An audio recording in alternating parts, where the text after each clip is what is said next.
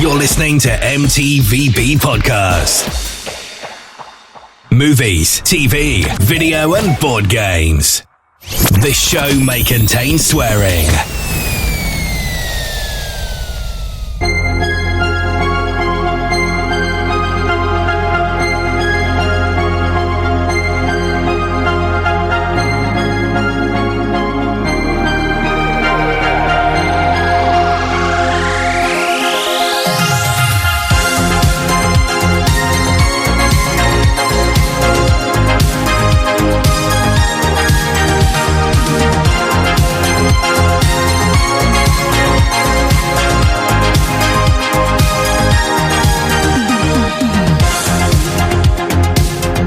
Hello and welcome to a brand new episode of the M.T.V.B. podcast, a podcast that talks about movies, TV shows, video games, and board games. I'm your host Anthony, as well as most people know me as the Ant-Man, and welcome. If anyone remembers an episode we did on the very last episode of season 1, we did our top 5 movie villains of all time. This one we're going to talk about a top 5 movie heroes / protagonists of all time. And I'm joined by a bunch of guys that love to talk about movies. Guys, please introduce yourselves around the table, please. Hi, I'm JK47. Dave, aka Davey Wavy, might be baby. Brilliant. Gal, aka Grey Fox. And then he threw you off, didn't it? That's why I usually go last. Such a loser. Anyway, guys, thank you. Welcome. Thank you for coming on the show. No. Thank you, Anne. No, I insist. Thank you. No, thank you. So, yeah.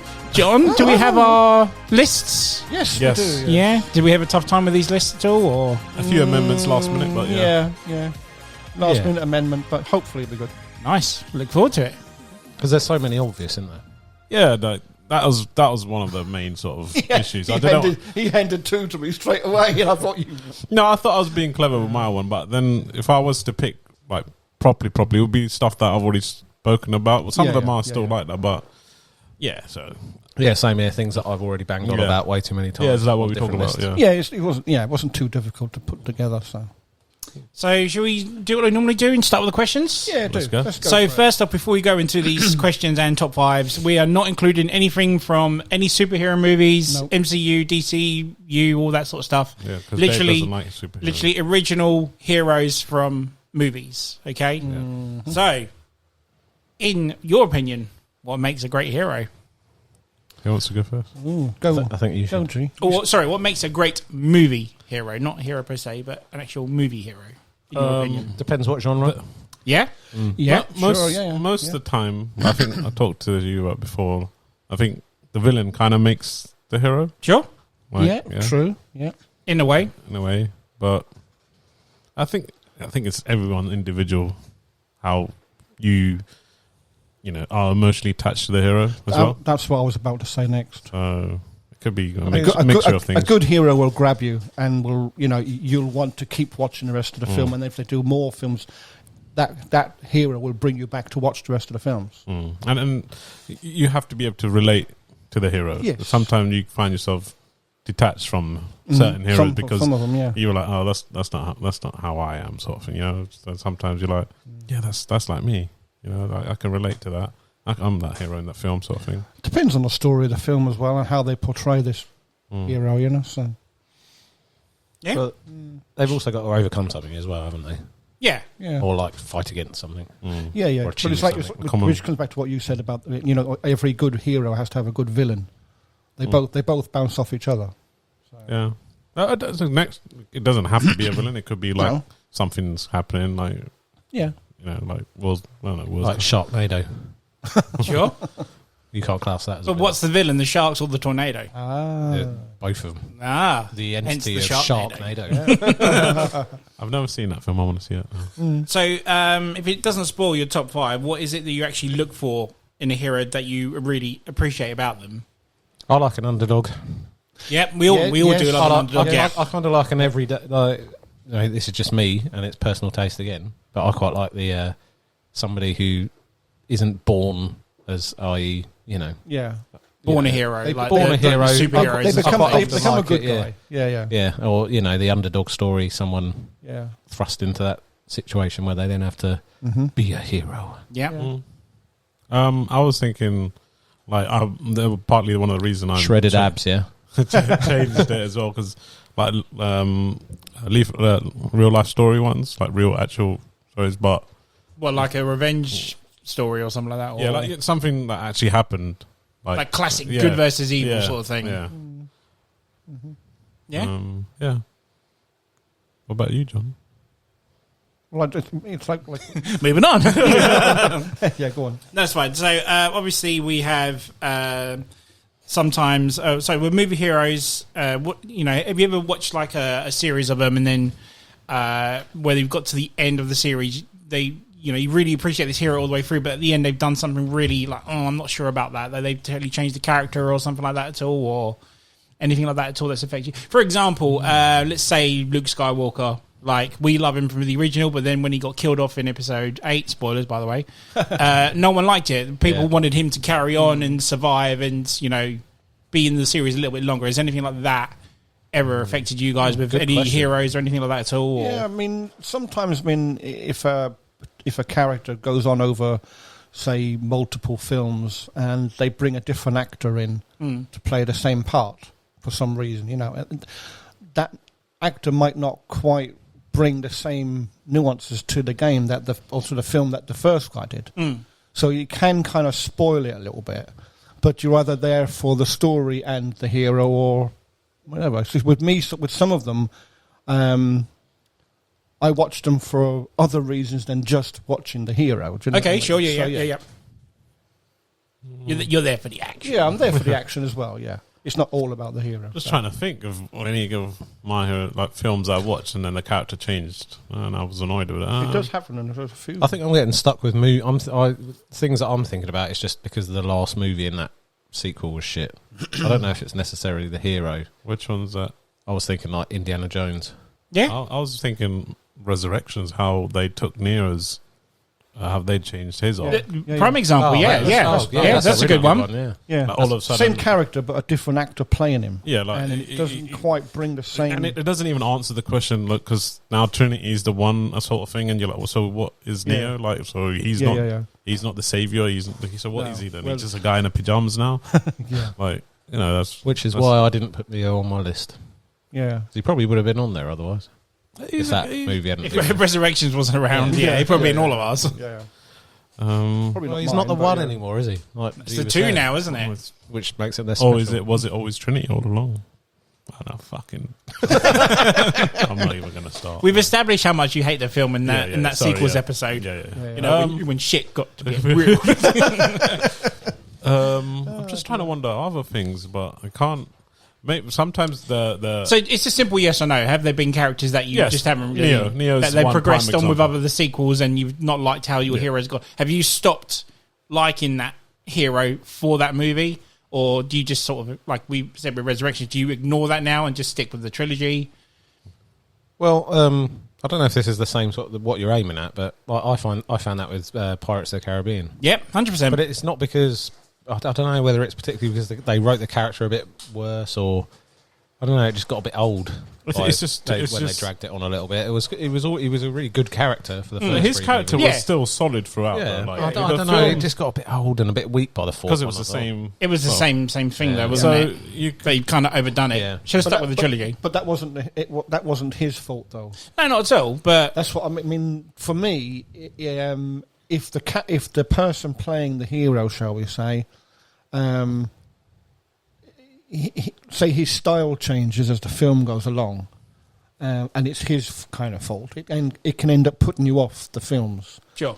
But then there are other cases like we were saying about maybe if a different actor comes in, and he could ruin it for you. Oh yeah, so that's a good question. Really, has your hero been changed by a different actor? Yes. I've also That's happened to me in a couple of films. So yeah, I've got one. Maybe I still like the films, but I'm not so. But with my one, like the first two of them, Fast and Furious and Fast and 2, I really like Dom. Vin Diesel's character. Yeah. Now it's all about family. Like it's just overly done now. Yeah. Did I say And they're going against before it space. had a meaning? Like one of the quotes is one of my favorite quotes about El Familia. And it's one of my favourite. And now it's just like I think it's kind of reused in every. Is that a spoiler for the movie quote episode? Oh, we did. Okay. Could be. Oh, yeah, maybe. I think I've said Season it. 5, baby. I think I've already said that already. But anyway, No, that is a good one. Yeah, it's true though, isn't it? But if you left it at those two films, or even went until Paul Walker dies, it would have still meant something. I was still films about family, but in every film you're saying it's about family. You know what I'm saying? It just gets old. It gets old. You know, that loses its value. You know, like. See, I only watched the first one. I'd lost interest in the rest of them after that. Yeah. The stories changed and things. It started from about cars, and now I don't even know what's it about. No, exactly. Yeah. Them being superheroes, maybe. I don't know. Going into space and all that old bollocks. What else can they do? Anyway, let's move on. So going back to what you're saying, Big G, about the whole good versus evil thing. We have movies nowadays where people favour the villain more than the hero. Now, why do you think that is at all? It depends on the character. Let's look at Dark Knight, for example. Yeah. So let's face it, everyone watched that movie for Joker. No one watched that for Batman. No. So why do you think that's the case? I think because... Let's forget that he died. Because his performance overshadowed Christian Bale. No, by far. No, but we're talking about a character here. Yeah, we're talking about the actual character, not the actor. Yeah. What you're saying? The actual as Joker? A Joker, yeah. Yeah. Let's face it. Everyone saw Dark Knight for the Joker. No one saw that for Batman. Okay. Gee, put it like this: how many people do you see dressing up as Batman in loads of people in Halloween compared to how many people dressed up as Harley Quinn or the Joker? Okay, let's say Joker is the most iconic villain ever, right? So that's already like. Quite a bit of but I think sometimes people like. Do you think people pick the villain more nowadays that because heroes are boring, like we were mentioning earlier, boring, tame, and I think it works in tandem. And I think it goes into why people like horror films, and horror villains. It's because either you want to because being good is good, but it's also being good.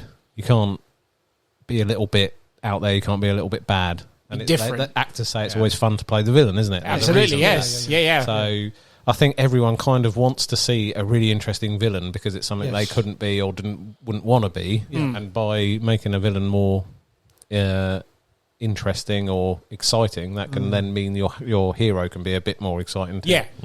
That villain's always one step ahead sort of thing. But if you're a hero who's trying to take down, like a loan shark who's just called Jerry and has like a little office somewhere at the bottom of Crawley High Street, it's not going to be that dramatic as a hero, is it? Yeah. I mean, it does work in like, they work well as two, co-stars, isn't it? I know people say Joker's overshadowed Batman, but he's nothing with...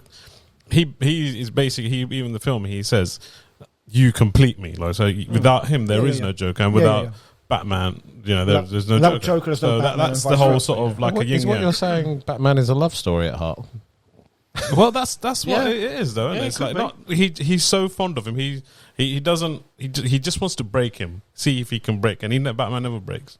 And that's the whole point of that story. The question is, why do they favour the bad guy more? Not is he in love with him? I think it's just the character, isn't it? It comes down to how Joker's it goes back to what Dave said, making it more interesting for not just the typical hero to win just all the time. It's making it more interesting. The bad guy is the other, isn't it? Yeah, it's the opposite, isn't it? It's the opposite. That's the yin and the yang, as they say, isn't it? Yeah. It's just like Death Note. Like everyone likes Light as well as L. But obviously, like a lot of people favor Light because he's what he is trying to do is the right thing, but the way he's going about it is kind of chaotic. And how well the story is told as well. I know you're saying it's like they have. There's a reason for it. They're not just being the bad guy to be the bad guy. There's a reason for it. Going back to the Joker, he doesn't have a reason. He just wants to have fun with Batman and cause chaos. He's just a colossal cunt. He's a bastard. But I think it's down to the character. I think how well. Yeah, but it's like if you had a Batman film and Joker or none of the bad guys will say were in it, would it be a really good film? I'm not so sure it would because some of them you have to have the good and the bad. You can't just have the good. And it's the same if you had a Joker movie, just Joker really. That one with what's his name? Joaquin the Phoenix. Last one was that was a good one. But there's not very many that you get like that because you'd have to have the good side as well to balance the bad. And I think it's like human nature. Everyone you admit that you're a good fan of the good, but secretly you're actually a fan of the bad as well. I think you can't have one. I don't think you can have one without the other. I think that goes into like deeper human needs, doesn't it? Because nobody wants to talk about like say you work in a big environment. like an airport, just pulling something out. Nobody wants to spread around and chat juicily about, the other day he did really well and he got a really good, review from his boss. That's not interesting, is it? No. You want to hear bad stuff. You want to be like, oh, do you know what G got caught doing? Yeah. Do you know what he got caught all of a sudden doing? you got twice the audience. Gate 53. It's just you want people are attracted to the bad, isn't it? They are, yeah. It's human nature. You'd rather hear about bad things than fucking good. Yeah, it's true. That's a good point. Yeah. It's a good point. Nice. The villain. The villain. Maybe it's but then G, you can rise up above that and be the hero that this airport needs. Yeah. Well, I thought you were going to say something much more impressive. No, I was just thinking, like you can be our Dark Knight. It does come. It does come down to preference. Oh, fucking hell, John. Cut that. Moving on. Right, so one last question before we start top fives. If it doesn't spoil your top fives, are there specific types of genre heroes you like? Like, do you call it comedic heroes, action heroes, heroes from horror stories, or sci-fis, anything like that at all? Sci-fi. All the above? Sci-fi. Yeah, it depends on the story. All of them. Yeah, the story is key. Yes. It doesn't matter to me if it's a horror film, an action movie, a comedy, or what. If the story's written well and the person playing, we'll say the good guy because we're talking about the good guys, plays it well, then it's easier to like that film. And then if there's more, then it's easier to like more of those movies. So I mean, obviously, doing this podcast, we watch lots of different genres of film, so. Sometimes it can be. I mean, the top fives would be interesting to see if everyone has a bit of everything in there. Yeah, I mean, it's very hard to do a top five of this, though, isn't it? Yes. Because you're going to be talking about it, and you're going to think, "Oh, damn it, I forgot that person or that character." Yeah. For me, I think going back to your question. Sorry, I didn't mean to cut you. No, I'm finished. I think there's two things I look like. Sometimes like you said, a comedy side to it is quite fun to see in a hero because it just takes the film to a different way and how you see a hero in that way. Yeah. And also, I think emotion plays comedy heroes must be a tough thing to like because obviously you like the comedy side to it, but there has to be another side to that hero to like it as well. I mean, so it's a good example of that, which I couldn't put on my list, Deadpool. There we go. Yeah. But it's more of a dark humour. Yeah, but it is more comedic, though, isn't it? Yes. Yeah, that's good. That's good call. Well, we can't have it. That's why I said it's not on my list. Yeah. I thought you don't watch Marvel. What's wrong with this guy? I like Deadpool. Oh, fuck it. So do I. Captain Delicious Pants. And that's one side, comedy side. I like because it's quite have a laid back version of a film where you can just chill out and laugh with it as well. Yeah. Sure. And also, like in an actual serious sense, I actually you like to. But then even serious guys can have a comedic. I mean, look at Arnie with his one-liners at the end, like "stay cool" and all that sort of stuff. And I think there's stick around. Hancock as well. Will Smith. Is that was meant to be fucking hell? Don't mention that guy on this show. He slaps people on stage. Will you not mention that one day? But And also, like, he's going to come on the show and slap us. We'll actually get famous. He might slap John. Slap approval from Will Smith. Yeah. Keep your fucking name out your fucking mouth. That's it, Keep my wife's name off your podcast. So that's all I've got question-wise. Does anyone have anything else to throw in? If not, we'll go straight to the top fives. Not really, no. You good? You good? We kind of covered everything, really. Let's go. Good? Yeah, let's do it then. Let's go for it. It's time for a top five. Number 5. Who would like to go first? I don't mind. Go on then, Jay. You start. Dave hasn't been around back for a while. Let's go. And he was late, so fuck him. And we'll go anti-clockwise. So Big Gal will be last. Yeah, so anti-clockwise. Dave anti-clockwise. Anti-clockwise. Anti-clockwise. Yeah. Go on, Dave. What's your number 5, sir? Come on. Okay. Well, so on this one, I went for a character called Captain John Miller. Ooh, name rings a bell. Okay. From the film Saving Private Ryan. Oh, yeah. Yeah, okay. Yeah. So, good character. Because, I had to put some sort of war thing in because hero. Well, did 5 different films? Did you all? No, I just and I've always liked. But it is a fictional character, right? Yeah, he is a fictional Yeah, I was going to say, character, yeah. But I wanted because he took one out because it was from a true story, so I had to make him changes at the last minute. No, but I thought it was a true story, right now. Not really, no. I think the war is the real aspect of it, but the actual story is because it's such an iconic film, and I think Tom Hanks plays him really well. Yeah. Because the whole way through it, you feel like he's just a normal guy doing his best, trying to, you know, get through and get as many people as he can and save Private Ryan. So he is that, like I was just sort of speaking about, that sort of archetypal normal guy, but put in horrific situations, trying to overcome. And, you know, he's just a normal guy. That's why I quite like it, because he overcomes so much.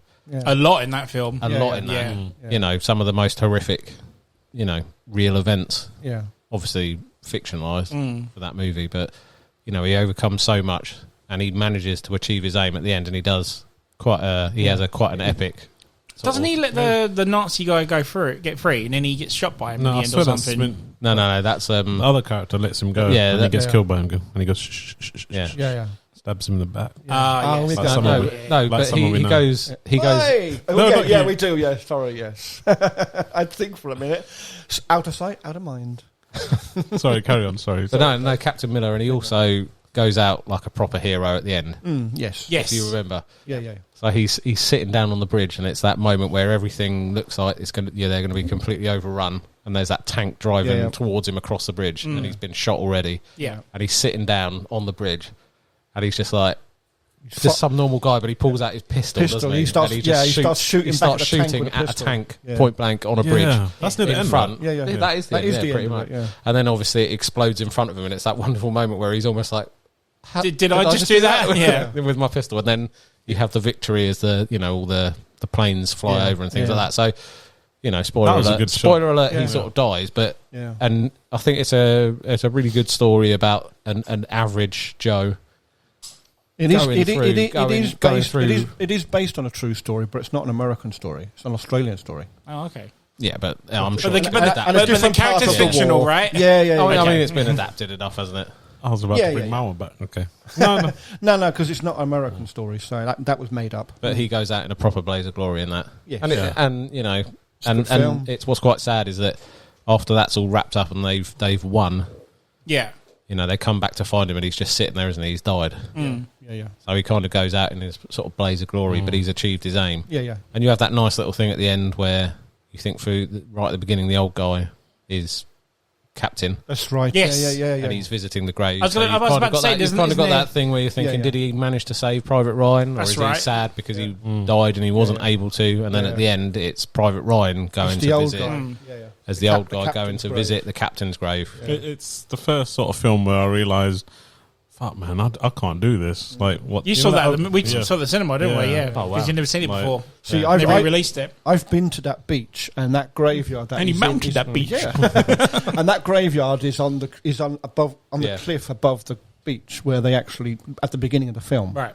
So, and that is, I think there's like 45,000 soldiers buried in that. Jesus. It's a massive that opening scene is mental. It's just before those amazing doors, piece of it's frightening. Yeah. And before seeing that film, I was I don't mind doing the army, kill some people. But then after that, so fuck. I know. Eye opener that one. But it's like Dave said. It's very clever how it makes you think that the old man struggling to go up to the grave is the captain. Yeah, we talked about that on the previous episode. It was actually then there's that reveal at the end, and you think, oh shit. But going back to what G said about that sort of terror, what Tom Hanks did really well in that, if you watch that scene, it's almost like he's got no fucking clue what's going on around him. That whole scene.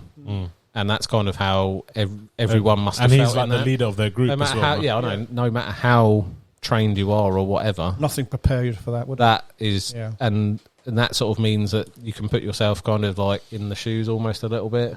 Okay. Not that I want to. Not that you ever want to, but not that you'd ever want to, or whatever. It's frightening thinking about it. And what's nice in that one for your hero, to bring it back round at the end to why he's a good hero archetype, is that you see right at the end he's achieved something. So he may have died in the process, but you get to see it in that last shot in the graveyard that John was talking about, where you've got Private Ryan and he's got his family around him. Yeah, he's got his wife holding him, his children, his grandchildren are all holding him. So he was able to. He gave his life up, but he was able to mean all of those that family existed, which wouldn't have existed. Which wouldn't have, exactly. Yeah. So he was a hero. Yes, he was. That's my first. Do you remember what was the last line he said to Private Ryan before he dies? You're going to say it and it's going to really bug me. Yeah. Earn this. Yeah. Yeah. Why does he say that? Because he's giving his life. He's giving him life. Earn this life and make it a good one. Yeah. So that's why he asked the wife in the end, did I become a good man? Did I lead a good life, sort of thing? Yeah. Fucking touching, man. Oh, yeah. It's a good pick. Yeah. Disney's Damn pick. good film. Good Love that film. Yeah. John. There we go. By the way, we need to do a commentary corner on the same Private Ryan. That'd be awesome. Definitely would. Number 5, John. What's your number 5? We mentioned him already, but not as, Yeah. Get ready, John. No, you're far too early in the list, man, to be thinking anything like that. My number 5 is Captain Jack Sparrow. Oh yeah, okay. Okay. Interesting. Yes, I love Johnny Depp as a character. Okay. No matter what film he's in, no matter what his private life's doing at the moment. Yes, exactly. Yeah, but he's doing all right. Yeah. Well, we're not endorsed by the court case. By we're not. No. I don't know. There's something about Johnny Depp as a person. He can turn himself to any character. Isn't he just playing Keith Davis though? Essentially, Keith Richards. Keith Richards. Yeah, but Keith Richards is in it though. He's his. But his inspiration behind the character was was Keith Richards. Yeah, the singer, whatever, with Rolling Stones. And that's. I mean, it took them a lot. Was it 4 films? Or 5 films he's done now with that. But I mean, was it 3 films or 4 films before Keith Richards 3 films turned up? I think, wasn't it? He turns up at the Pirate Island. Because he's meant to be. He plays his dad or something. He's meant to be Jack Sparrow's dad. Yeah, like you say. But then when you see him in the film, they are so alike, and you can see exactly how. Because he's all along, like you say, he's meant to have based this character on him, and then to actually see Keith Richards in the film, you think, I can totally get that. Yeah. But I love those films. I just love those films. There's a bit of everything. There's a bit of action in them. There's a bit of romance. There's a bit of comedy. There's adventure. A bit of everything. Yeah, everything's in there. It's so weird because they took such a gamble with that film because, pirates. Who cares about pirates nowadays, surely? Oh, that's what my reaction was. And then when that came out, it was like everyone the biggest wants thing. To be a pirate now, soundtrack was good. Yeah. Soundtrack, yeah. I've always liked pirates. No, it's huge. Yeah, but that's what sold that film was Johnny Depp's character. So I can see why John's picked it for that reason. So on that point, John, why would you say Jack Sparrow instead of Orlando Bloom's character, who you could argue is the more traditional hero, isn't he? Trying to save the girl. That's probably why I wouldn't pick him. I mean, because I think it's more he's more witty and more comedic and whatnot, whereas like Will Turner's just that serious traditional hero. Yeah, there's not as much comedy. He's got Orlando. It's just some of the stuff Captain like he comes up with, like who makes all these? Yeah. And Will's like, I do, and I practice them 3 times a day. And this way he comes like, you need to find yourself a girlfriend, mate. It's just his lines are amazing. It's like the comedic hero, isn't it? Where that clumsiness sort of he looks like he doesn't know what he's doing, but he's actually on point. He's got a plan and and it's like some sheer. It looks like it's sheer. He's the hero that doesn't look like a hero, is it? That's what it is, isn't it? Yeah. A fun character that you can kind of relate in a bit. Yeah. That's what I mean. Like, I've seen all the Pirates of the Caribbean films. I think with films like that, you need to have a little bit hint of comedy to it to make it around. Like you said, Dave said, well, you've got Will Turner is essentially the hero of it, but he's like that film. Wouldn't be anything without the Jack Sparrow. Let's put it that way. Yeah. He's a good guy, but Jack Sparrow, he's a bit of a rogue. He's a bit of like a naughty boy. Do you know what Doesn't I mean? he like change sides every now and then as well? He's like on the good side, bad side. He's like, I know he's looking after himself, but exactly. There's times where he's a good guy, he's a bad guy. Yeah. It's kind of like you're as an audience, you're Will, and you're seeing Jack Sparrow as this sort of. He's just he's a lovable rogue, as I would say. He's just a funny guy. The reason we're saying we like him as a hero is because he's straying towards more roguelike things, i.e. towing the line between. He's good and bad, all in one character, really, isn't he? Because, like you say, he's obviously got an agenda. He knows he need to. No, but it's like Ken said, he doesn't have a gender. You don't know what side he's. He does. Cool. Yeah. You may as someone watching a film might not realise what he's trying to do, but he has to be a bad guy 1 minute to get through something, and then he's a good guy. Yeah, because he's looking after himself, isn't it? Exactly. But deep down, he is a hero at heart. Yes. Hence why he joins with Will and what's her name? Elizabeth. Elizabeth.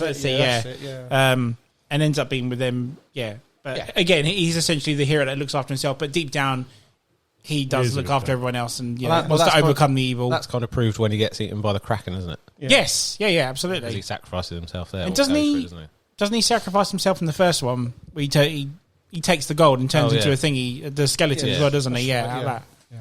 So, it's a good pick. I didn't expect that, to be honest. I was expecting everyone in your list to start with the word John. Yeah. Start thinking of the home audience. There may be a couple. Okay. Anything else on that, sir? No, not really. No. And really bad eggs. Yeah.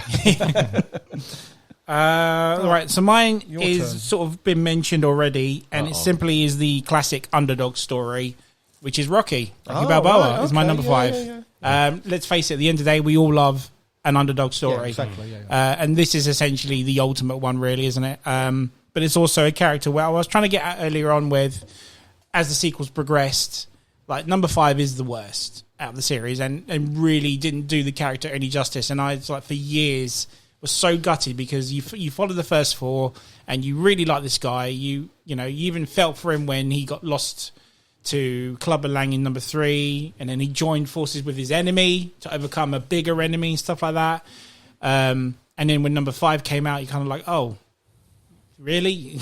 Taxes defeated Rocky. And calcium deposits. Exactly, yeah. But that's the one with the famous quote, though, isn't it? No, number 6. Number 6. And then that's what I was about to come to. When number 6 did the character justice and made, for me, the character even better. Yeah. And I think... Hang on, is 6 Rocky Balboa? 6 is Rocky Balboa. Yeah. Oh, that's what I'm thinking of. And it's back to where Dave was saying, where it's that character that builds up and needs to overcome the rest of everything else to make that character even more likable. I know they kind of progressed in with the Creed films, but I still don't technically count them. I think Rocky Balboa was like the end for that character for me. But was 5 bad because the script was bad? I think just the story in general was... I don't think Rocky needed to, or that character alone needed to stoop down that low, right? Because he literally is he's like super mega rich. He's like the world champion by the end of 4, and then at the beginning of 5, because his brother-in-law Paulie doesn't, file their taxes. They end up being poor people, and they end up going back to, Adrian works in the pet shop again, and Rocky's back to. He's loan sharking and whatnot. That's kind of like in video games where a second game comes out and they're like, oh, for reasons you've had to lose all of your powers and your abilities. Right, and then you've got to progress and get them all over again. Like God of War. Yeah, and then essentially there isn't really there's a fight in the movie, but there's no boxing in the actual movie. Like when he goes against Tommy at the end, nothing gets resolved out of it. Tommy's still the champion, he just beats him up in the street. Even I think Stallone alone said that was the worst film he's ever made. And he's made some shit films, let's face it. Yeah. But he says that really Rocky say Fight... that? Yes. I think it was like a kind of Jonathan Ross show. He rated it 0 out of 10 or something like that. Ooh, wow. Absolutely hates that film. Ooh. But then when 6 came out, it just warmed my heart that they fixed that character, ended it well, and like you said, it's the classic underdog. I can't really go anything else into this, really. I love watching these films, apart from number 5, obviously. Did Stallone have a hand in making the 6th film? He directed it, didn't he? Oh, well, yeah, that's probably what... Well, how about the 5th one? Did he direct it? No? I think he directed 2, 3, 4, and 6. Well, there we are then. Yeah. It's one of those ones that says it all to me, that he took his input into the 6th film to make it a good film again. Yeah, because he's written all the film... No, apart from 4 and 5, I don't think he done writ. Okay. But yeah, it's his character from start. I think he won an Oscar for it as well, writing it, but... Just as the hero itself, it's the guy who's gone from nothing to world champion, was back to nothing again, and then was he got recognised, even though he wasn't, he never got to being rich again. I think he just ended up buying a restaurant or something like that, wasn't it? He got recognised again, and so he's an inspiring character. Like if you if you like, I don't know. I remember back in the day, like you used to train a lot. You used to listen to the music or watch the film and just pump yourself up like Big J. Very does. big and inspiring character. But yeah, Eye of the Tiger. Exactly. Exactly. That was a good 80s one, mate. Good. And even that running where he's to that song, he runs to that. It's so iconic now, and that people's loads of parody about it. The steps. Yeah, running up the steps. Oh yeah, to the thing, wasn't it? Yeah, it's very iconic. But yeah, that's it. That's my number 5. I can't really go anything else into it. So, what's your number 5, sir? My number 5 is Ace Ventura, Pet Detective. Really? The first comedic hero. Oh no, second because yours was comedic, wasn't it? Yeah. I chose the number. Wow. Well, I would Jim never Carrey's Ace Ventura. I would not have picked or thought you'd have picked that. Explain. I'm intrigued now. I watched it like ages ago, and I remember I kept watching it, and I was just fascinated with his character and how weird and like it's just Jim Carrey being Jim Carrey. Yeah. I think he's one of his best. He's like a sober. He's like a sober Johnny Depp, isn't he? That's it. Yeah. And he'd done films beforehand, but Ace Ventura was like the one that put him on the map, really, wasn't it? I think he also in The Mask as well. Quite like, but that was after. Yeah. So I was heavily into the Jim Carrey back in the day. I think everyone was back then. And I was just like, I don't know. But this film, like, I missed the first one.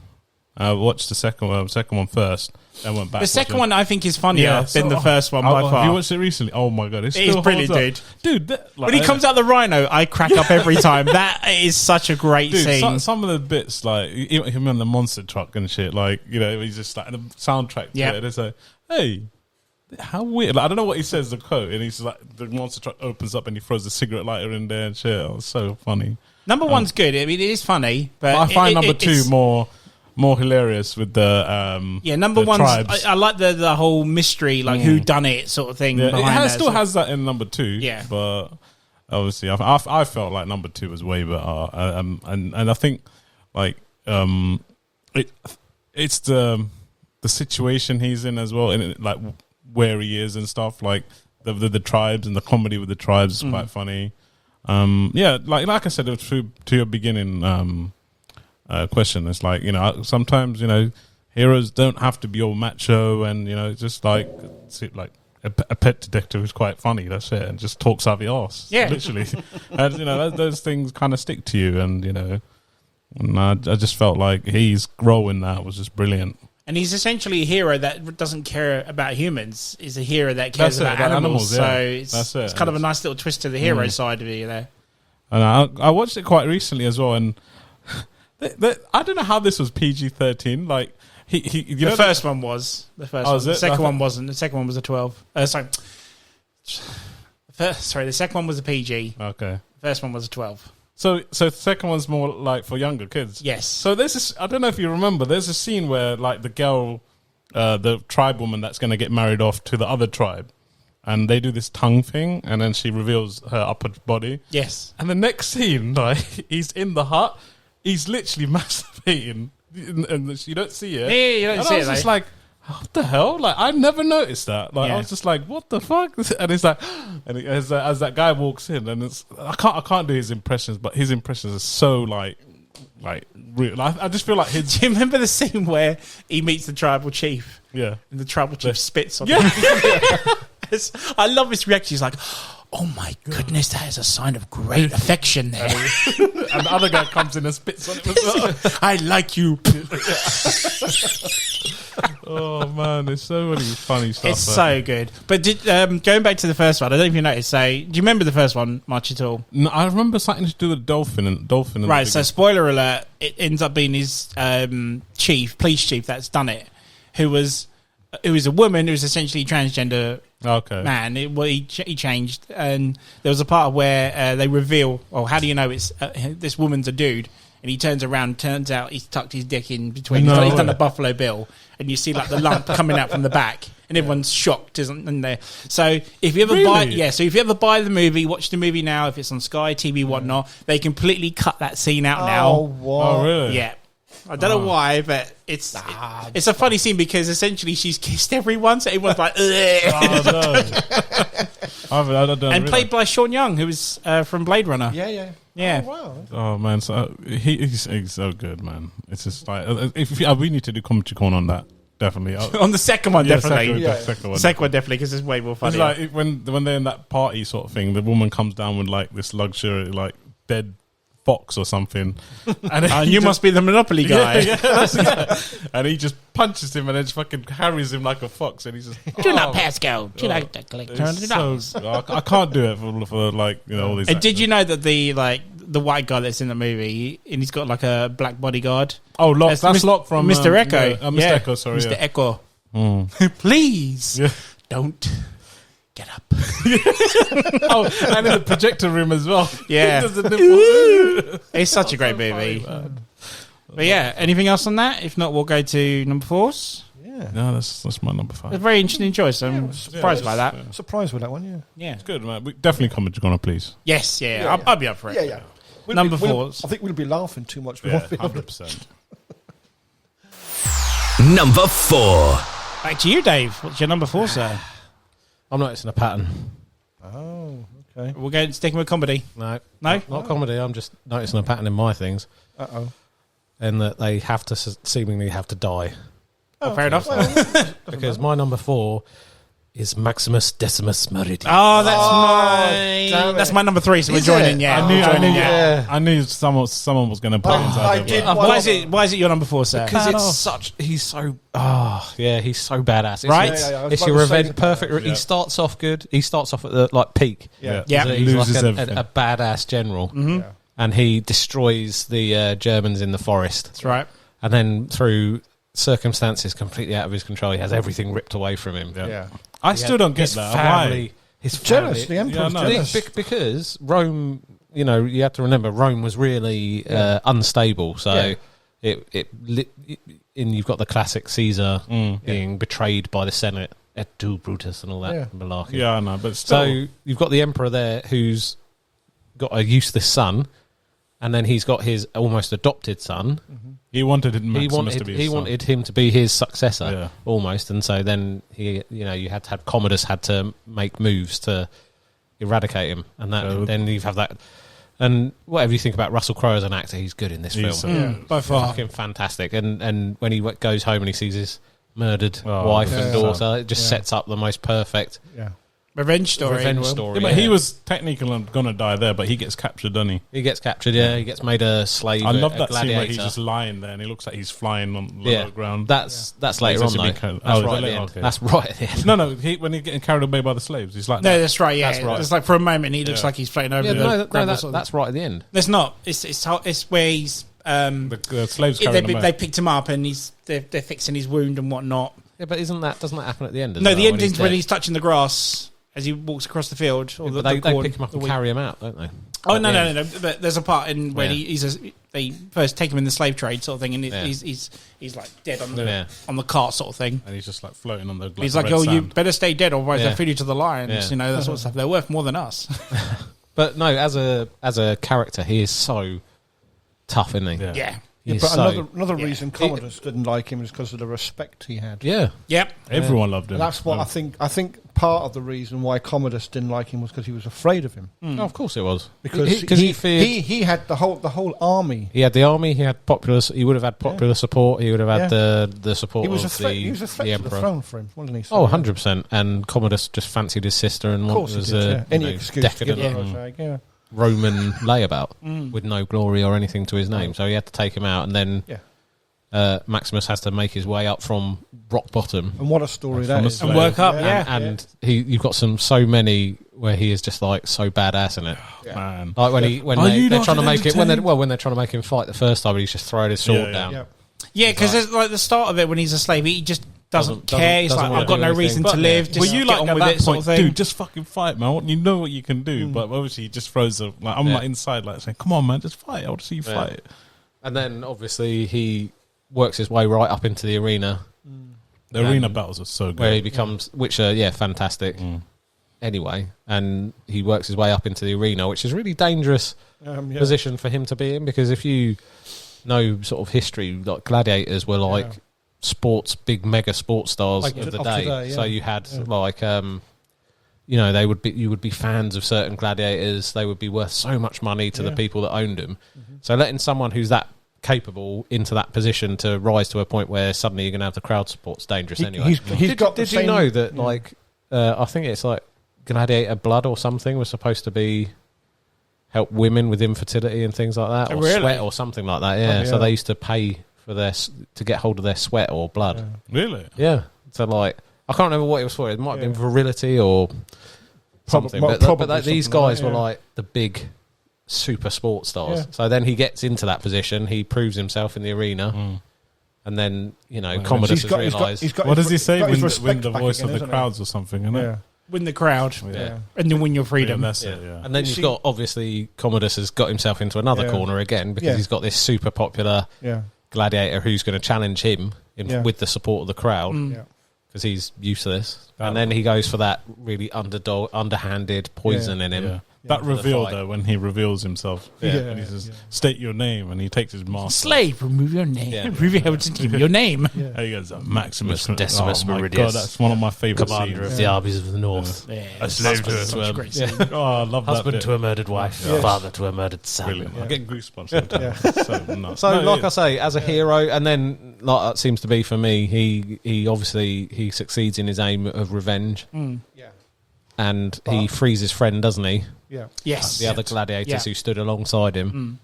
But he dies in the process. Yeah. You kind of knew he was going to. Yeah, well, because he was poisoned. Yeah.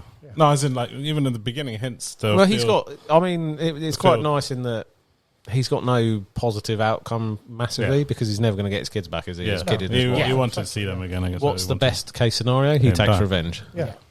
He gets his revenge, and then he goes to Elysium, which is. You know, the afterlife, the heaven for... Roman life. Yeah. Exactly. And that's where you get the bit where he's... Which was in your... Yeah, top sound. Your top soundtrack, wasn't it? So good. Okay. I'm glad. Is that your... Sorry, yeah? What was your number? In my number 3. So over to you. I can't really say... one of you I can't really say it because Dave's pretty much said it all. No. And... you know, it's the classic, you know, the general became a slave, the slave became a gladiator, the gladiator became that divided empire. Yeah, exactly. Yes. What more is there to say? And then he's a badass. Another good one for Commentary Corner. Yes, 100%. Oh my God. But I kind of... Did I ever tell you that I ruined it for Jay? You ruined it for... I ruined it for Nash. So basically, Had you not watched it? we used to have movie nights here, didn't we? Movie marathon days. Yeah. Instead of games days. And he said he'd never seen it, so we watched it. But then I paused in every moment where there was a glitch or a fuck up where someone's wearing a pair of jeans or there's a plane that goes over. Or you can see the canisters on the bottom.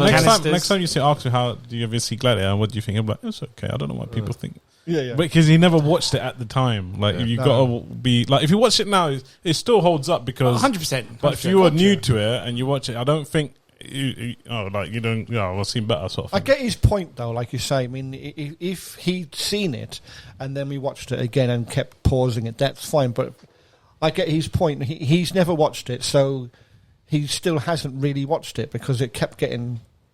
He's probably seen all the scenes before already. Yeah. But going back to the character, he's just the classic hero, and it's weird how it's not in anyone else's top 5 because he. Personifies what a movie hero is, really, in a way. To me, anyway. Well, and he's badass as well. And he's absolutely badass. Yeah. Especially that scene where he's still at the smaller Colosseum, and then like he's the only guy that they all just come to, and he goes through like 4 or 5 other gladiators in like seconds. You know, at one point he's got that other point, like chained to him as well, hasn't he? Yeah. Are you not entertained? That's it. Are you not entertained? I think that's why I love Spartacus as well because you're kind of similar. Spartacus is good, but that's a TV series, so I couldn't talk about that. But not the I'm glad. I knew you guys. Cause the thing is, I've talked about the film before. That's why one of the reasons I didn't put it in there. But I knew one of you were going to put it in. So that was your 4, my 3. Yeah. John, what's your number 4, sir? I debated on this one for a little bit. Okay. Is it a John? No. Oh, James Bond. Oh, yeah, no, 100% is movie hero. Yes, but it comes back to what I said before. I'm a massive Bond fan. Any Bond film comes out, I'm going to go and watch it. I don't care who the actor is. It doesn't bother me. But then saying that, I do like Daniel Craig's 5 Bond films. Okay. But it's like, I've watched Timothy Dalton's quite good. Sure. Pierce Brosnan's quite good. Sean Connery? They're all. They're all good. Essentially, all good. They all bring something They all have their different to the bads, table. apart from Tim because he's the best. Yeah, and he only had 2. He only had 2. Oh, 1. He was to do 3, but he only did 2. That's right. But no, they all have their bads and the good sides. Yes. But but as the character alone, yes. 100% movie hero. Because he comes across. He some of the things he does are quite funny. But it is more action adventure type story, and we're 25 movies in or something like that. Yeah. So, just a quick question on this for you because it's your character. Mm-hmm. It literally is the same thing every movie. Bad guy, good guy, sleeps with the woman, kills the bad guy, saves the day, saves the world. It's interesting how you've carried on with it, considering it's just the same thing. You know what's going to happen. You know he gets a gadget. Yes. Why is it not? I don't know. Why does it still appeal to you? Should I say? Is it because they change the actor every now and then? Yeah, it may. Yeah, it could well be that. But it's like, we've always been, we've always had like Spectre in the background. Even when Sean Connery and Roger Moore and that were doing it, you still had like the likes of Spectre and that in the background. But for me, it took the Daniel Craig 5 films to explain who these bad guys were. They were never really explained before. It's like Blofeld. Where did Blofeld come from? He was a character in the other movies, but no, they never really kind of said where he came from. I did not know that. Wow. Yeah. Is that from a previous? Yeah, he's okay. That's why in the very last James Bond film, sorry, the last one we just watched, the last Daniel Craig one, there's subtle nods to literally all the other Bond films. Even down to the car he drives, to some of the words he says. Even Rami Malek isn't Dr. No, or the new Dr. No. Come on, let's face it, he is. That's why it's called No Time to Die. Yeah. See, that's the thing. Yeah. So what are they saying? If you're a massive Bond fan, you'll spot it. But we both said that. Is he really dead? This is the first thing we said. Is he really dead? And he said it before me, but I was about to say it. I reckon he's Dr. No.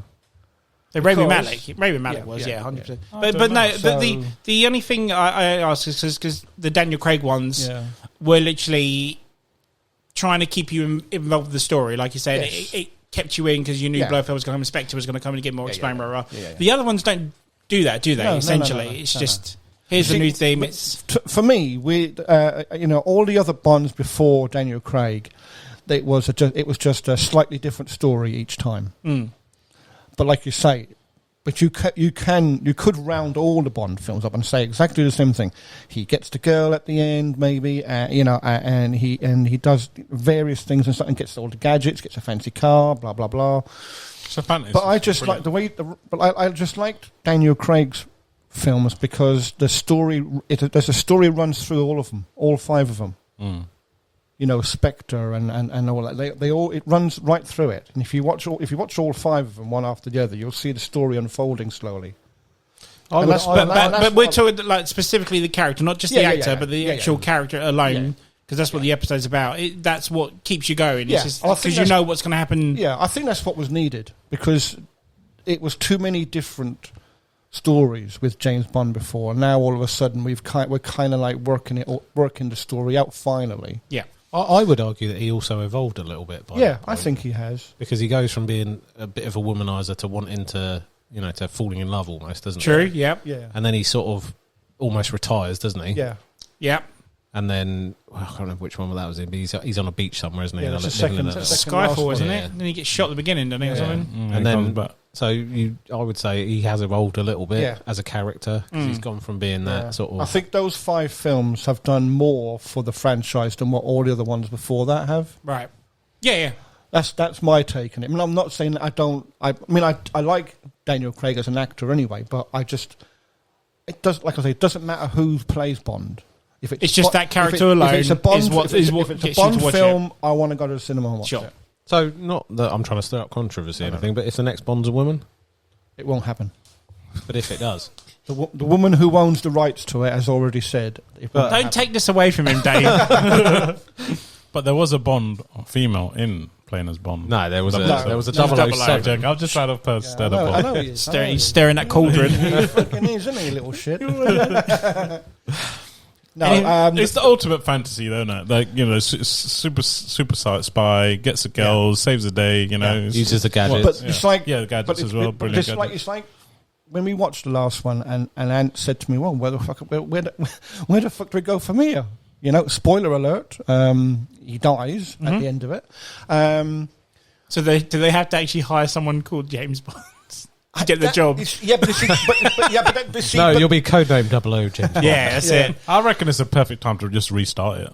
That's my point. That's my point. What they need to do, which they haven't done yet, is actually evolve James Bond, because James Bond was a commander in the Royal Navy.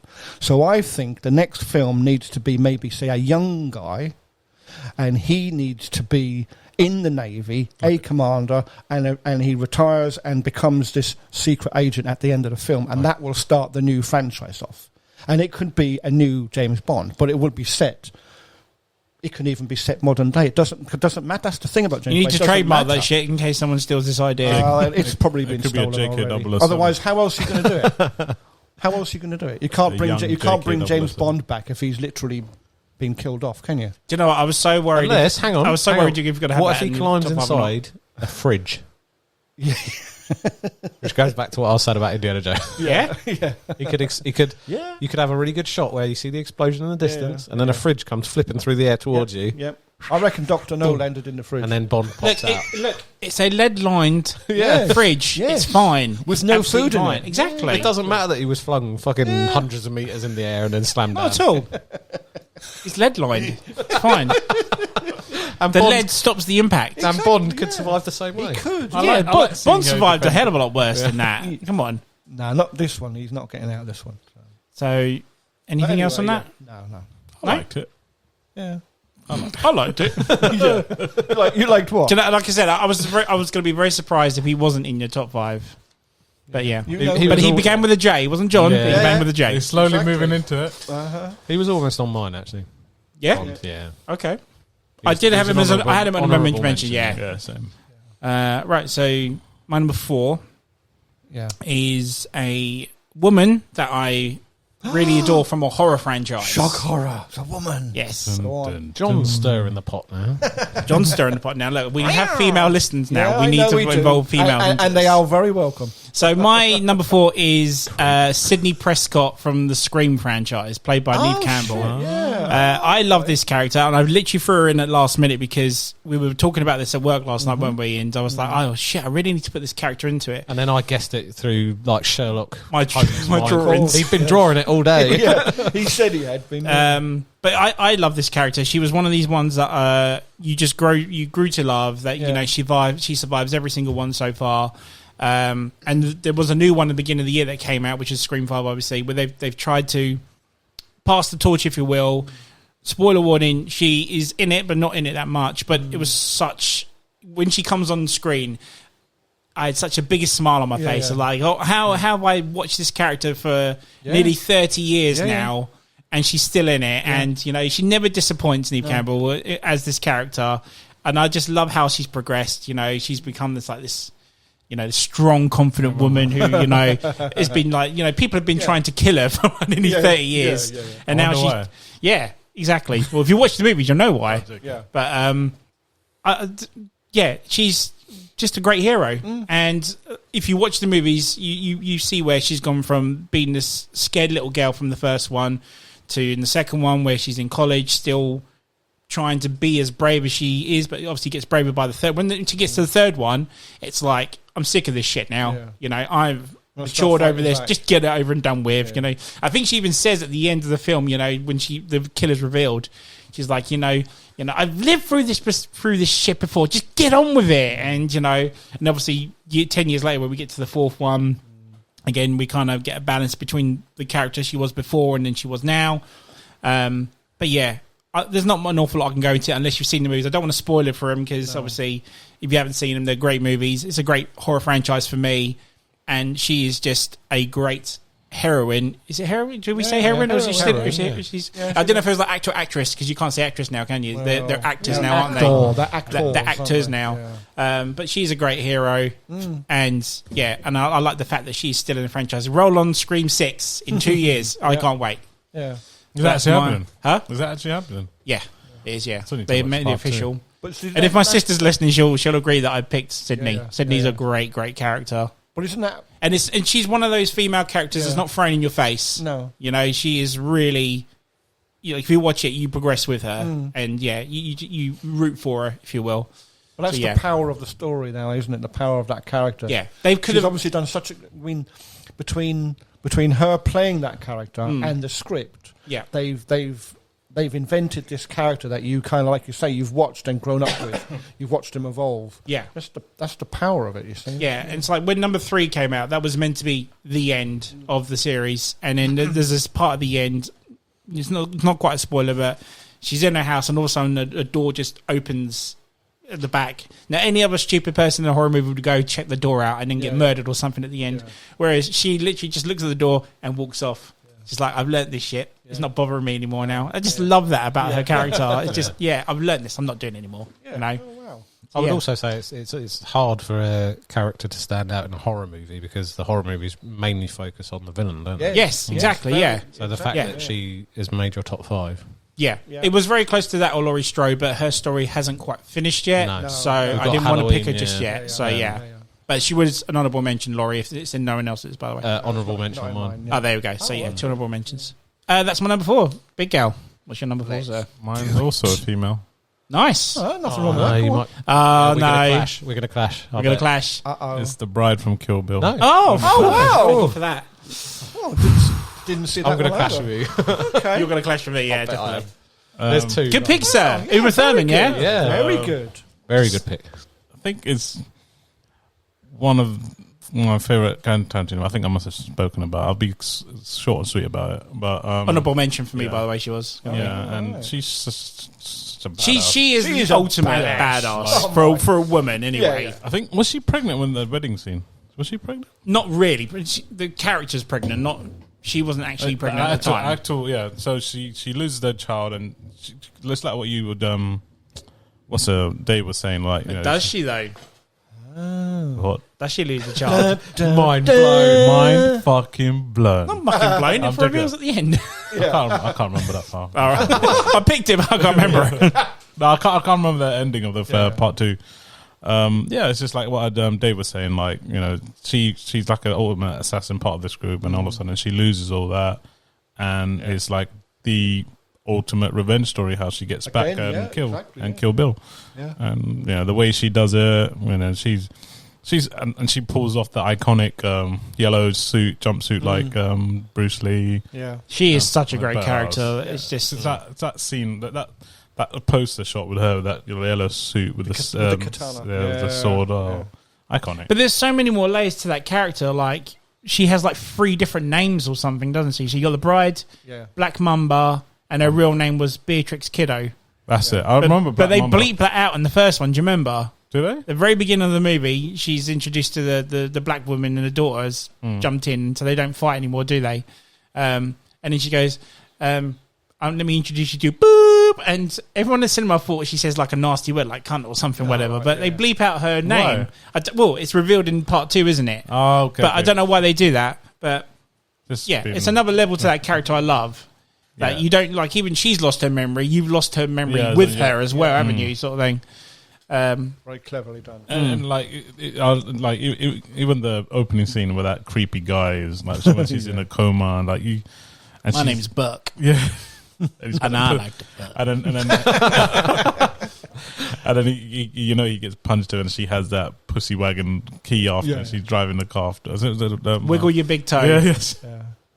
It's badass. I mean, there's so much. Even like, I think I've talked about the scene from what's that? The Japanese rock band, and there's that 5, 4, 3, 2, 1. That one shot scene where like she follows her into the restaurant, and then overshot over the way to when she goes into the bathroom until the fight scene starts. Yeah, so badass, man. Quentin Tarantino is best, and not just that, just the character herself is, you know, it's for a female lead as well at that time was like to get to do all those things in the film. It's just it was quite it's exactly what we were saying about Maximus. He's like the classic revenge story for a male hero character, whereas the bride is literally the perfect female one. So. I don't think anyone will ever top her as a character for a revenge story. Haven't so far. It's been a long time now, hasn't it? Well, even though Uma Thurman's gone on to play other iconic characters, I think she will be nothing forever has known her, as that. Yeah, Look, I mean, look at they tried to do it with Atomic Blonde, and Villainous was close, but as good a movie as it is, it's not going to top The Bride. No chance. I think it was that whole level to it as well. Like you said, like it was like almost she was going through different bosses. Yeah, by taking up one at a time, sort of thing. It had that sort of element to it. And apparently, fingers crossed, it might be his last movie, Kill Bill 3. Oh, really? Yeah. Fingers crossed. Because if you remember at the beginning of, again, the first one, she kills the mum, doesn't she? Yeah. And she says, look, if you ever want to have revenge on me, come find me in 20-odd years or so, whatnot. So that will be the storyline for number 3. Oh, wicked, yeah. Is that confirmed, though? No. But he's... Because he's only doing one more film, though, isn't he? That would be so good. So it's a possibility. He said he's written a script for it years ago. There is a script for it. Yeah. Badass. Well, he said he was only going to do 10. Was it 10 films? Yeah. This one's done 9.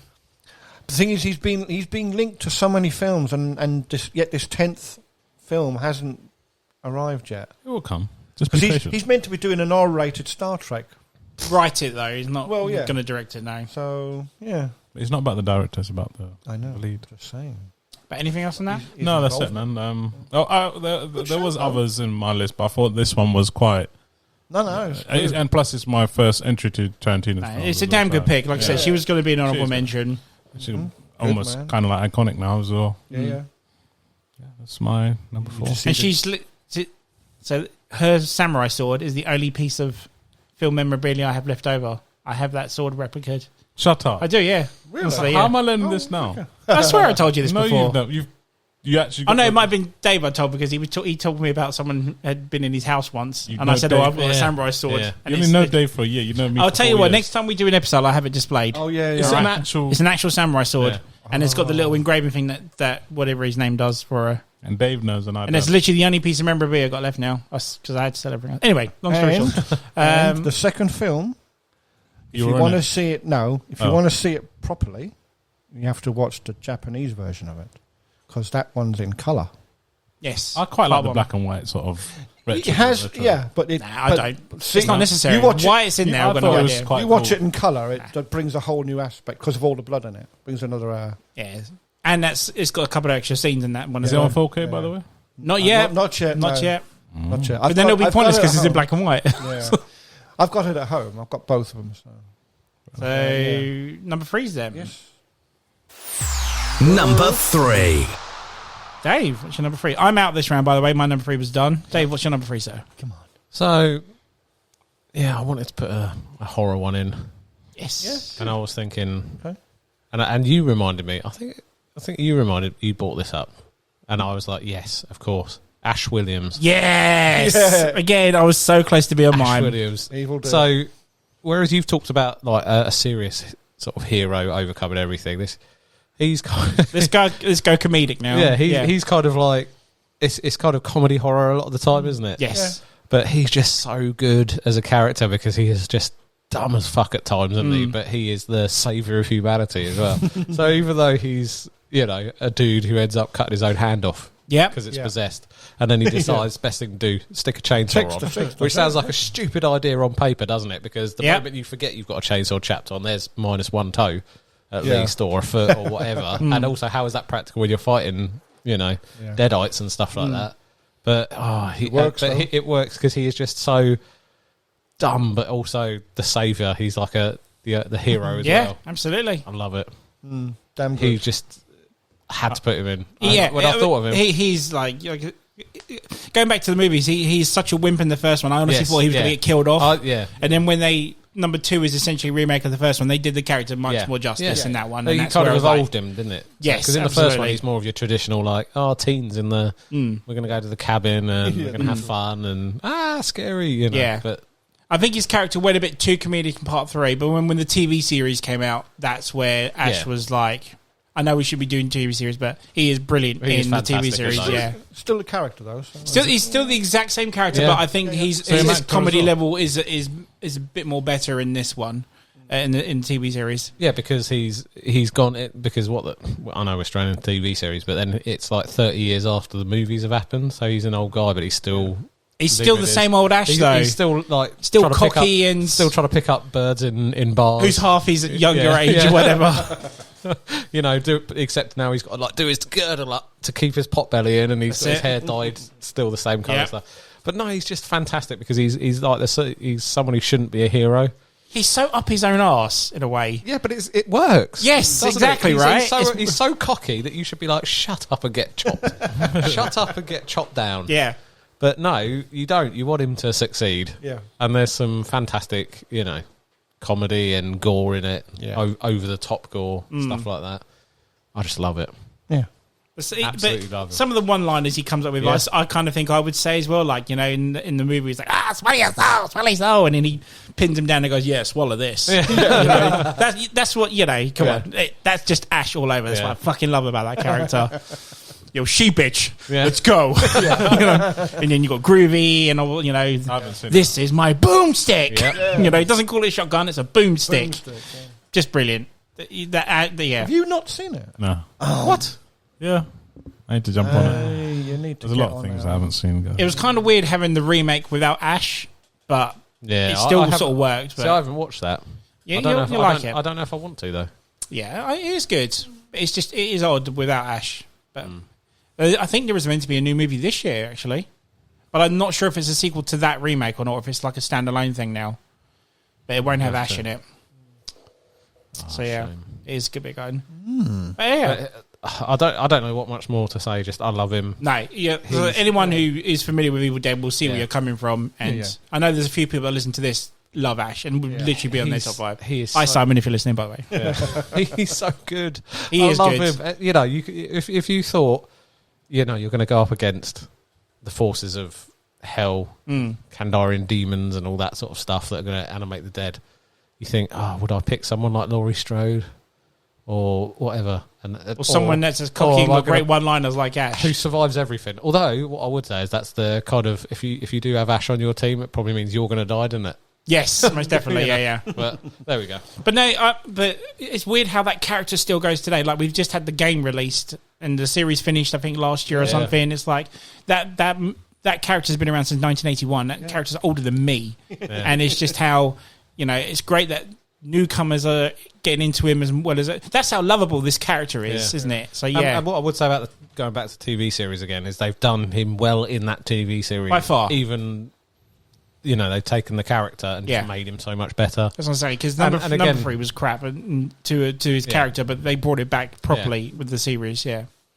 So and that will again bring it to a newer audience. Yeah, absolutely, 100%. That's a damn good pick, sir. Thoroughly enjoying it. He was going to be an honourable mention from me, but yeah. Good choice. You need to get on that, sir. No, I will. Movie night. Do the whole trilogy in one night. 100%. Oh, yeah, I'm going for that. Yeah. And then we maybe do a commentary corner on it. We might well do, yeah. We're going to have so many commentary corners. We've got so many to get through. But that's what I love about it. We're talking about with seasons 2 and it's technically a movie night for us as well. Even though we're going to chat through the whole movie. Yeah. Nice little plug for the show, isn't it? Anything else on that, sir? No, I've said all I want to say. And like you say, anyone who's watched it will know. Yeah. Exactly. Why I like him so much. John number 3, sir. Does it begin with a J? And no. And there you go. Okay. There you go. It is. Come on. Just say it, dude. It doesn't begin with a J. He's going to change it. It doesn't begin with a J. Right, what is it then? Come on. Terminator. Hang on. But it's like which one? The second one onwards. So Arnie's Terminator. Yes. From T2. Yes. Okay. Yeah. This is kind of a spoiler for my number 2, almost. Oh. Okay. So I went for Sarah Connor. Ah. Okay. Oh, all right. So you've kind of said it now. So yeah, I know. Are you all right? So we'll join in on you two. Join in. So John, explain Arnie's Terminator. Well, it's like obviously in the first film he's the bad guy. Yeah. And then obviously in the second one he becomes a good guy. His but you don't know at the start of the movie, do you? Exactly. Yeah. So you're starting to think, oh shit, here we go again. Carry on, John. Professional. Yeah, of course. And then there's that, like I said, there's that twist in where you realise, hang on a minute, he's actually his protector now. He's not the bad guy anymore. And I liked that twist in the second film. Yeah. And then I like what they've done with the character since, where we've moved on a little bit. The other in other movies and stuff. Yeah. You know, I think it was just I was debating what to put in there, but I like the fact that he's not human. Yeah, I mean, he's a good guy. Yeah, but he's not. I think at times when I watch that movie, I forget he's playing a robot. Yeah, I was going to say, is he actually a good guy though? Because he's programmed to be a good guy, isn't he? But then again, during that movie, he's kind of in a, you know, he's the downgrade robot, isn't he? Yes. You know, when he's up against this new T-1000, you're like, shit, how the fuck's he meant to beat this guy? You know. Yeah. But no, but he uses, obviously he comes up with ways to beat him. Mm. So I liked it. I thought, bad guy turned good. He's not human, but he's still a good character. And he stayed a hero, like you said in the other movies. So he changed, like you say. They changed his mantra in the second. It was so close to going on my list. Yeah, so close. I was debating, but I thought, no. Do you know what? Yeah, you had to get Arnie in there somewhere. Had to, exactly. You know, but it's like there's other films that Arnie's done, but you'll always end up coming back to Terminator, I think. So that's why I kind of put it in there, really. Because I could have said Predator or Commando or anything like that. So would you class Arnie's Terminator as an action hero? Oh, probably, yeah. Because you know he's got obviously other action heroes like your Predator, Commando, all that sort of stuff. Would you say like the Terminator himself is a action hero? I would. Yeah, parts of it. Parts of the story are. Yeah. Yeah. I mean, obviously he like you say, he's been programmed to be the good guy. But it's like, why is he being programmed? They've programmed him to save. You know. Yeah. John Connor programs him, doesn't he? They capture him and program him, don't they, to save him? So to see the change in the character, and then like you say. When the second film starts, you're thinking, "Oh my God, he's back!" You know, and then it changes, and you think, "Oh, hang on," and it sort of makes you think. I liked it as a character. Do you think that, like, because obviously this movie came out in '91, there was no internet, no mobile phones, anything like that at all. Yeah. Do you think people actually knew that he was meant to be the good guy going into that movie? No. Like, obviously, if you've seen the first one, you know who's the bad guy, so you see him in this, and then even though you see there's another Terminator, do you reckon any of those audience ever thought that he's going to be the good guy? I don't think so. Not like you must have watched it in the cinema. Yeah, I did. Yeah. So what was your? Because he comes. I didn't think he was going to be back. Good guy. No, but I'm just because he's played the bad guy. So then the second film comes out, you're expecting him to be the bad guy still. So at that point, but no, I was just getting at because we have the other Terminator arrives as well. Yeah. Did they actually think there was going to be two Terminators going for John in this one? I originally thought that the other one was the one that this time is going to come save her. That's what I thought. Right. Okay, yeah. Oh, so you but did you know about that beforehand? No, oh, okay, fair enough. No, okay. Yeah, so like the other way they around. both come at the same time, don't it? More or less. Get down. Yeah. Yeah. No, it was... So, that was your pick, but you were going to honourable mention it, you say, Big Al. Yeah. See, today you've got, like we said before, you know, you've got the internet, you've got flipping Instagram and so on. The stories of the films kind of get spoilt now before you get to see them. Mm. But in those days, you didn't have any of that. So I remember going to the cinema thinking, "Oh, what bad shit can he come up with this time?" type of thing. Do you know what I mean? And then when he becomes the good guy, you're thinking, "Oh, hang on a fucking minute." And then of course the T-1000 turns up and think, "Oh shit!" And then you realise he's more of a badass than what. He was more iconic in part 2 than he was part 1, wasn't he? It goes back to like your question about the villain. Like he kind of makes Arnie a bit better because he's more like his abilities are more better than Arnie, and it makes Arnie look like ancient. He's with his technology, and that way, by Arnie overcoming it, makes him even more superior. Yeah. So that element at the time was really. But then, technically, for me, I thought Arnie suited where he was in time. Shall we say that he was better suited to help them against the T-1000, even though you look at what he can do. What gun does he use to destroy him at the end? Do you remember? Who? Arnie. I swear it's a shotgun. Yeah, it's not. No, he does use grenade a shotgun. Launcher. Yeah, he does use a shotgun and on it just him. blows him up like that, doesn't it? And he's like this. Yeah. It's the underbarrel shotgun or grenade launcher, isn't it? So obviously, Dave's number 2 is connected to this. It was. Yeah. So Sarah Connor, why Sarah Connor, sir? Because again, she's a badass. Yeah, she is. Yeah. Well, she's not in the first one, though, is she? Not in the first one. No. So you've kind of got that evolution, that sort of underdog story thing, where she's normal person, and she's literally so important, but has no idea why she's important. Yeah. And then they're literally sending people, machines back from the future to eradicate her sort of child. But I was going to say, but it's not. It's the only reason they're trying to kill her is to get to John Connor. Yeah, so she's so she becomes a central part of it. Yeah, and then she ends up being nuts in the second one. Well, she's in a mental home, isn't she? She's in a mental home. Yeah. Because because no one believes her. She tried to blow something up, wasn't it? And then they arrested her for it, wasn't it, or something? Because she couldn't explain why she'd done it. Yeah. And what she just. How she was explaining why she'd done it made no sense to them, because it's like it's like robots from the future. Did she sit in the insane asylum, just going, "Oh, please listen to me. The world's gonna blow up." No, she fucking she was like doing chin ups. Yeah. She's getting swole. Yeah. Do you reckon she was a badass in that one or the latest one, where she looks like Caroline? Hi, Caroline, if you're listening. It's like Dave says, from part 2, she's been a bad guy, a badass ever since, really, isn't she? I thought she was quite cool in the latest one. Is that because she's aware of what the future is going to happen, though? Is why she's come like that? I think it's because she's just trying to protect her son. Yeah. And that's bringing out that sort of like motherly lion, going to protect my child through whatever madness comes my way kind of thing. And that's powerful nowadays. That sort of imagery, like mother protecting. Yeah, she's always looking out for John. Like when she goes after Dyson, and she's like, "Oh, John, why did you come? You shouldn't have been here." She's always looking out for him. At the end of the day, and I think she's played very well as a character, particularly in the second one. I think, she's by far the best in part 2. Yeah, definitely. And that's why I've sort of chosen her. There was another one I was going to pick, but I don't know. I won't say it in case it spoils anyone else. Okay. I was umming and ahhing in between her and another female character that I think I know what you're talking about. I think he's got it. I would imagine so. So I'm not going to say it.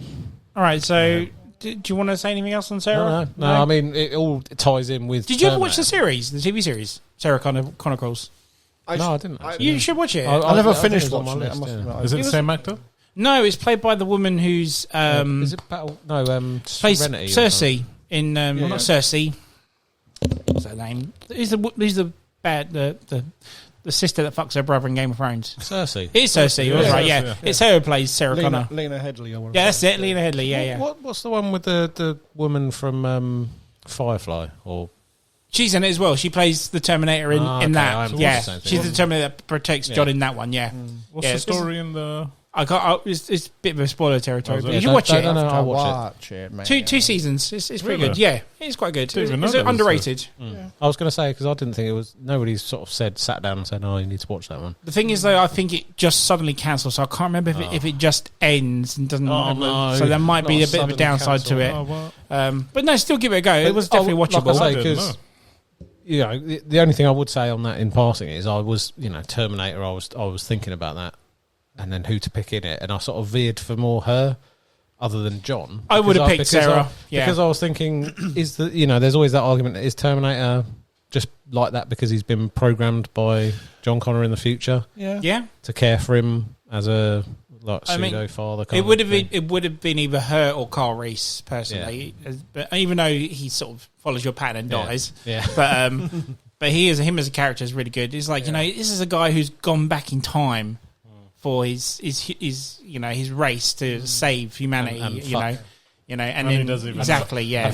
I mean, that's why he's gone back for a bit of nookie.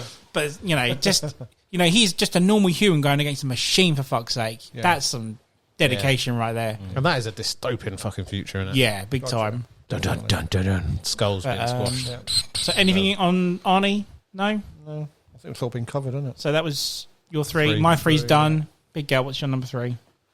My number 3 is Obi-Wan. Nice. Commander Obi-Wan. Okay. Obi-Wan Kenobi.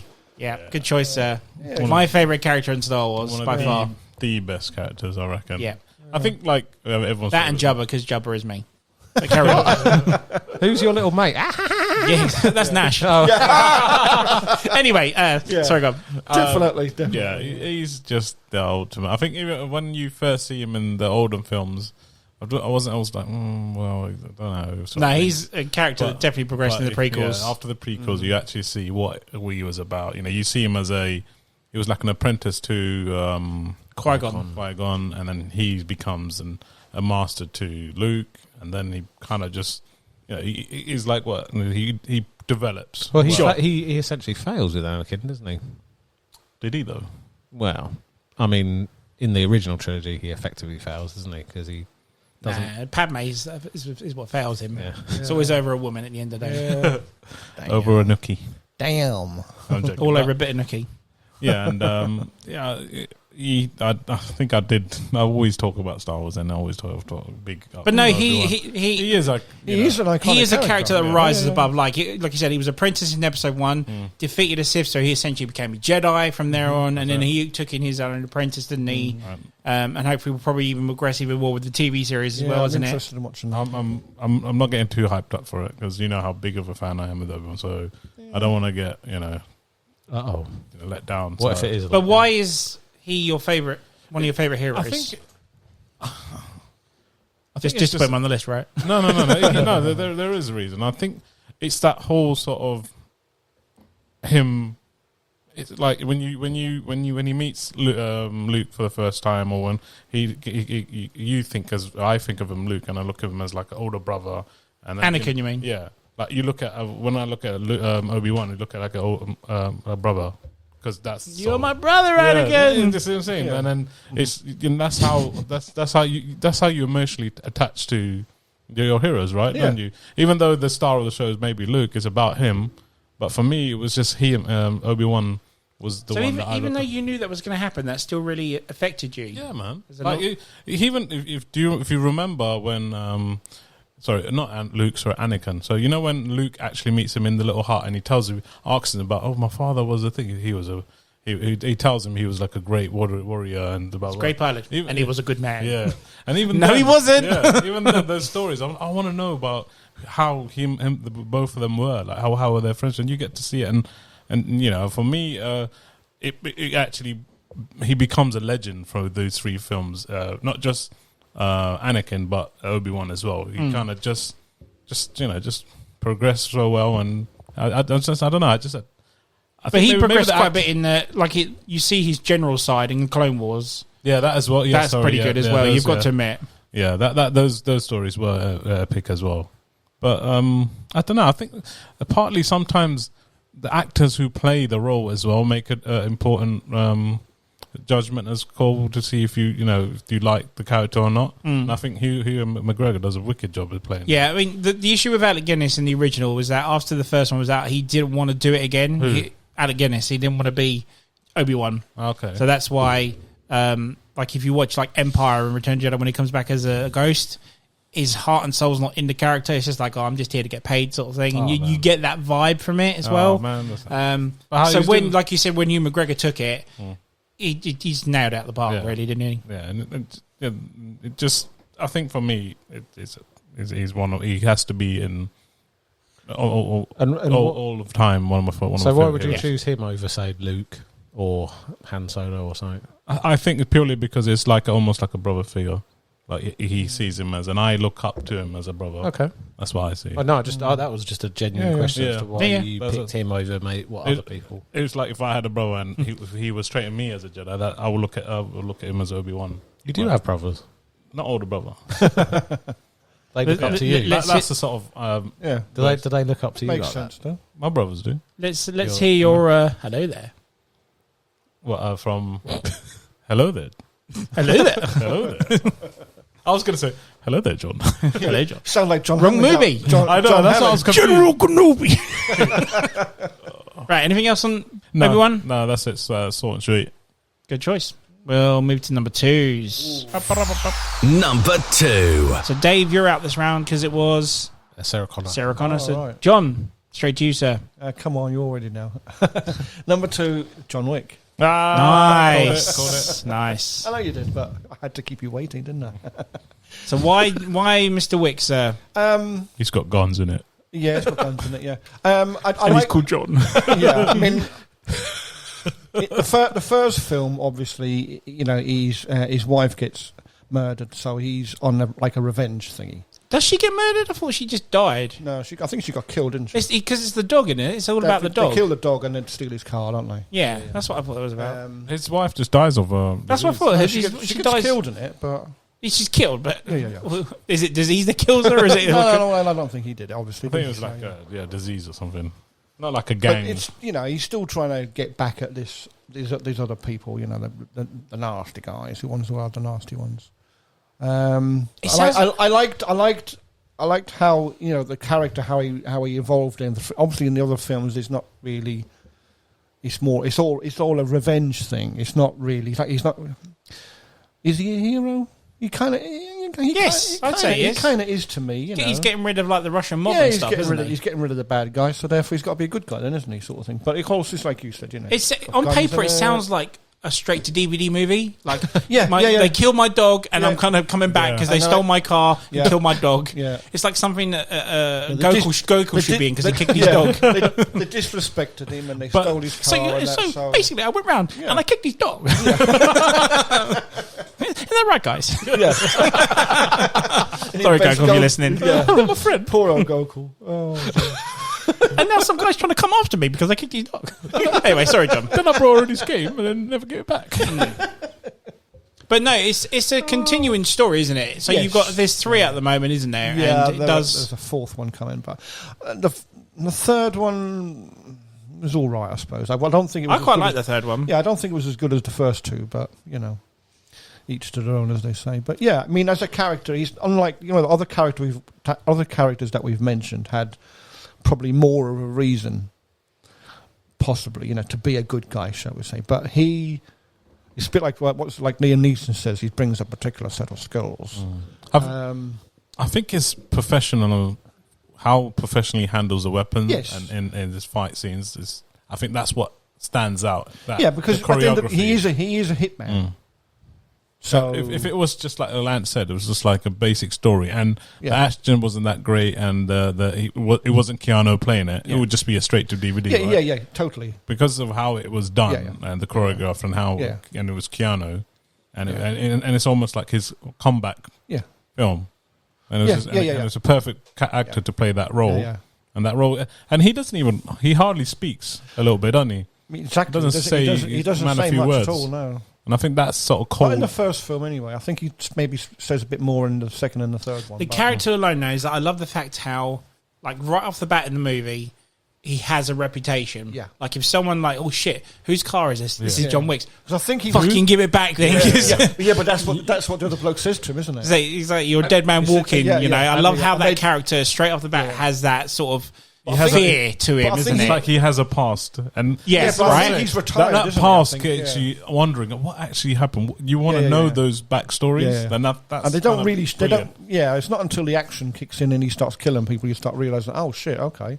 Because I think he retired, didn't he? Yeah, and he ends up getting sort of drawn back into it because these assholes he used to dig up his old dog, his old safe, doesn't he? I think the backstory I think that's there's a good back. That's another reason why I liked it because he had a good backstory to it. Boogeyman, or they call him Baba Yaga. They call him, wasn't it? Yeah.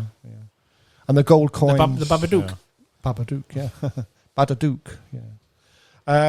but the gold coins in the chest, and gets a gold coin for every kill that he has, and then he opens. What's the hotel called? Continental. That's it, Continental. I like the story to that place as well. Yeah. It's like James Bond for assassins. Yes, if you think about it. Yeah. And you can't kill anyone on the ground and stuff like that. And then obviously, like you say, if he gets a gold coin for every kill he has, and he's retired, and then when he digs up the box and you look in the box, there's like 1,000 gold coins in it. You think, fuck. And then I love the agency that puts out the hit list. Yeah. And there's all ladies. As I say, there's a lot more to it than just a guy getting revenge over his dog or something. Yeah.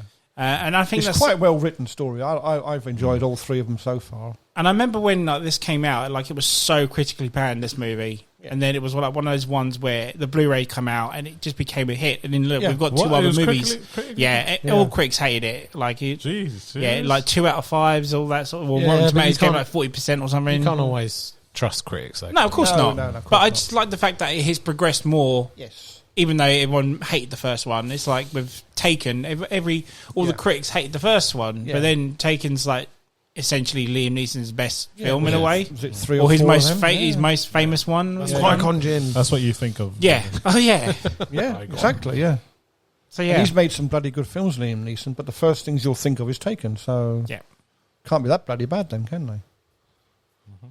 And I think, Ant, you're right. I think it had any other actor played John Wick other than Keanu Reeves, it may not be the.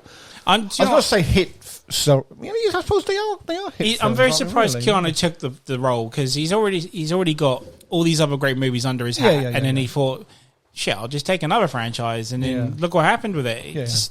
And then but then when you see they call it like his behind the scenes of him learning to shoot like that, and you think. It's not choreographed then. It's like he really can. He actually trained like for it, didn't he? He did do it, yeah. So he's obviously, he's put a lot into the films then. He kind of created his own style in a way. So I like watching them. Good shout, man. I knew you were going to put that in there. I know you did, so I couldn't let you down. Anything else on him, sir? No. I think he's a love him or hate him kind of a character, but I love him. I like him. So. It's the Marmite effect. Definitely. I hate him. Definitely. But no, Jim Carrey's like that as well. Like people don't like him. People. I like Jim. I genuinely feel that that Ace Ventura I think the director just let him loose. Just said, look, do what you want, sort of thing, and it looks like that. Yeah, but he reminds me of Johnny Depp as well. I mean, Johnny Depp literally creates his characters, and Jim Carrey does exactly the same thing. As does. Ryan Reynolds with Deadpool and all that, he let loose. It's like there's a character, carry on, and he puts everything into it, and he literally becomes Deadpool. So it's good when you've got Ryan Reynolds is Deadpool without the suit. Exactly. Yeah. He just plays that character in every movie. Move on. Yeah, all good. Yeah, fine. So my number two. I've not done this on purpose, right? I actually fucking love this character. Fuck you both, by the way. This is going to be his number one. So it's in my list. You're going to back me up on this one, okay? But you can't spell adventure without Indiana Jones. Definitely. Definitely. By far, one of the best heroes to ever grace the movie screen ever. We did that. Let's face it. Yeah. No way, mate. I'll agree with him. I don't care if he hides from nuclear bombs in fridges. He is the best ever. Fuck right off. Nathan Drake ain't got shit on this character. Without Indy, there is no Nathan Drake. There is no Lara Croft. Tomb Raider has it.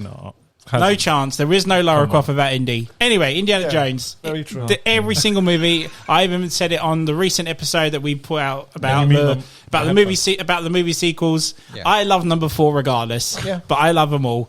They are great movies. They're great adventure films. As a hero, he is essentially James Bond as an archaeologist, if you will. Go there, man. No, he gets the girl. Yep.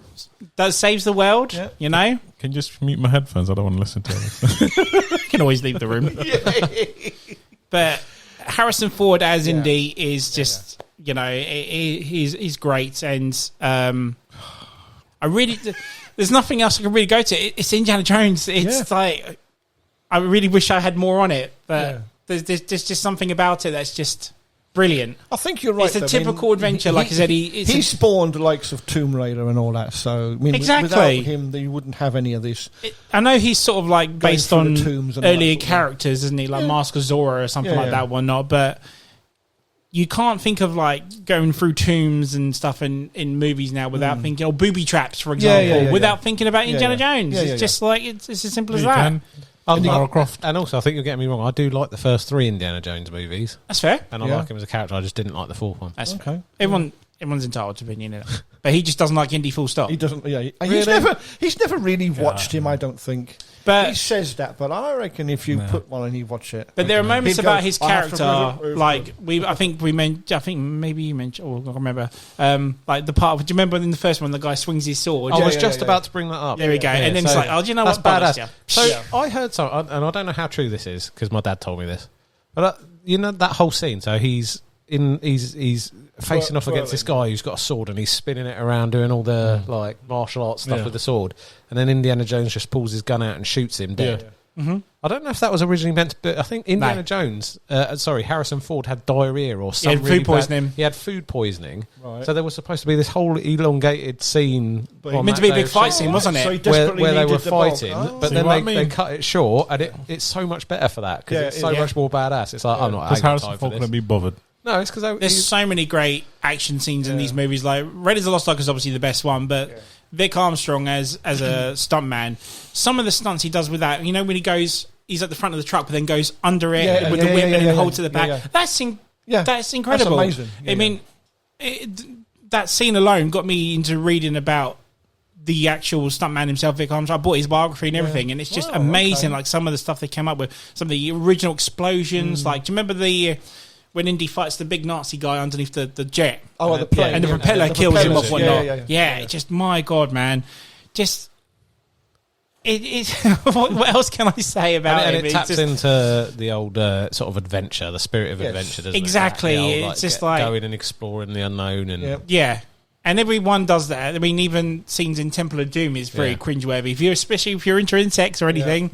There's some great stuff in it. Why did it always have to be snakes? Yeah, and then even at the end of the third one, even though the majority of it takes place during the war, at the very end, we've got the spiritual temple at the end and the booby traps and everything again. So it hasn't lost that element of that at all. Nazis, come on. Yep, exactly. Yep. How can you not love this stuff? This is incredible. Is it because of Temple of Doom? Uncharted. Is it because of Temple of Doom? No, because it insults your people. Uncharted.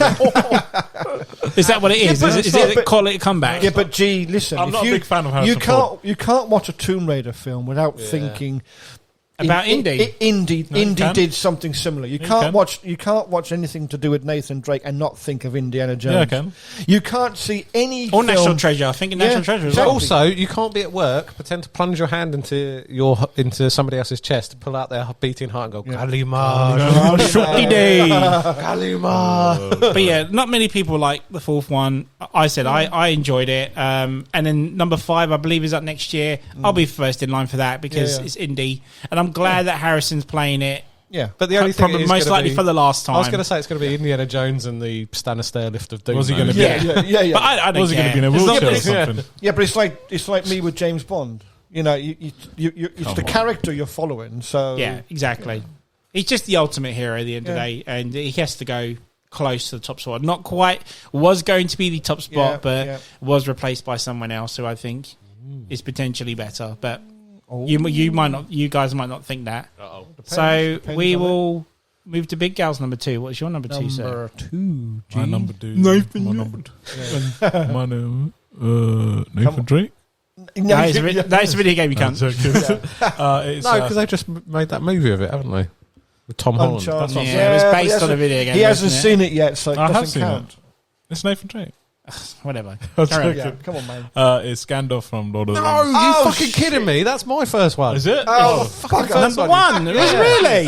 What a bitch. I thought I was going to get that. Oh, sorry, dude. Damn. You ruin everything, don't you? You had wow, I did not really. Are you serious? Yeah. Wow. Do you want to swap it? No, it's too late now. I really like Gandalf. So. All right, so number 2. Why do you like him, sir? Gandalf. He's just put him on there. He saw my fucking list and took it off. You saw it before anyway. He's a strange character. He's not the main sort of hero. He's like normally in The Hobbit, you probably go for. He's more of a hero in The Hobbit than he is the second. The Lord of the Rings, isn't it? I think it's what I love about it is it's like how dependent they are on him. Like yes. When he's not without there, realizing when he's not there, you're always like, "Where's Gandalf coming?" Like even before he leaves, or he goes, I can't remember the quote. Look to the sun. Look to the east. And you're like, when is he gonna come? What's going on? And then when he comes, it's like he saves the day, sort of thing. Even when on the bridge, run you fools! When he gets dragged down by Balrog, and you're just like, fuck Gandalf's dead. I was literally like, they are fucked. Yeah, shit's about to go. They are fucked. And I was like, shit. And it's almost like when he's not there, you felt unsecure. Yeah. And every time he turned up, you just felt like this day is saved. Just like how any hero, when a hero turns up. And I think there's something about his sort of what's the word? His wisdom or wise. How do you say it? Yeah, both. Wisdom. How he's so like know it all, sort of not know it all, like so wise about things and how he talks and stuff. And it's something he's one of my favorite. It was going to be. He's always like whatever the situation is. He's always one step ahead. Yeah, he knows more than he's almost like a bit like if he's calling moths to go call eagles, or he knows a spell very last minute or anything. And he just comes in. But he's very of knowledge of the land, like isn't it? Like he's like the master of the. Like he's like, what's the Elvish word for friend? And he knows what it is straight away, isn't it? Sort of thing. And he can speak multiple languages. It's ultimate badass.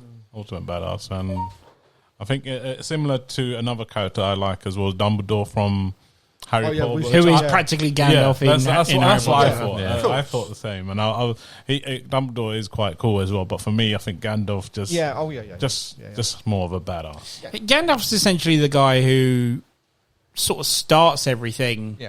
Like in The Hobbit, he's the one that wants to start the journey. In number 2, he's the one that realizes about the ring and needs to do something about it. That's it. He's like the instigator, if you will, sort of thing. He's a guide, isn't he? He's guiding them to the right place, and he knows more than he lets on, and he always seems to have an answer to whatever problem happens. He's got the way out. Yeah.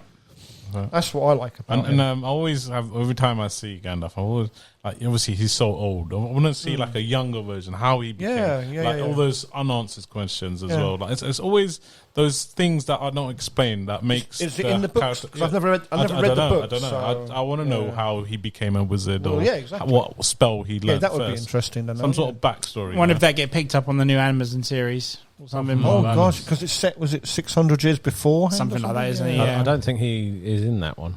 No, maybe not. No. Or it might lead up to it. Who knows? I think that'd be a cliffhanger at the end. Could be. Gandalf walks up to at the very end. But this young guy, he get called over and he's being called Gandalf. I don't think I'm going to bother watching it.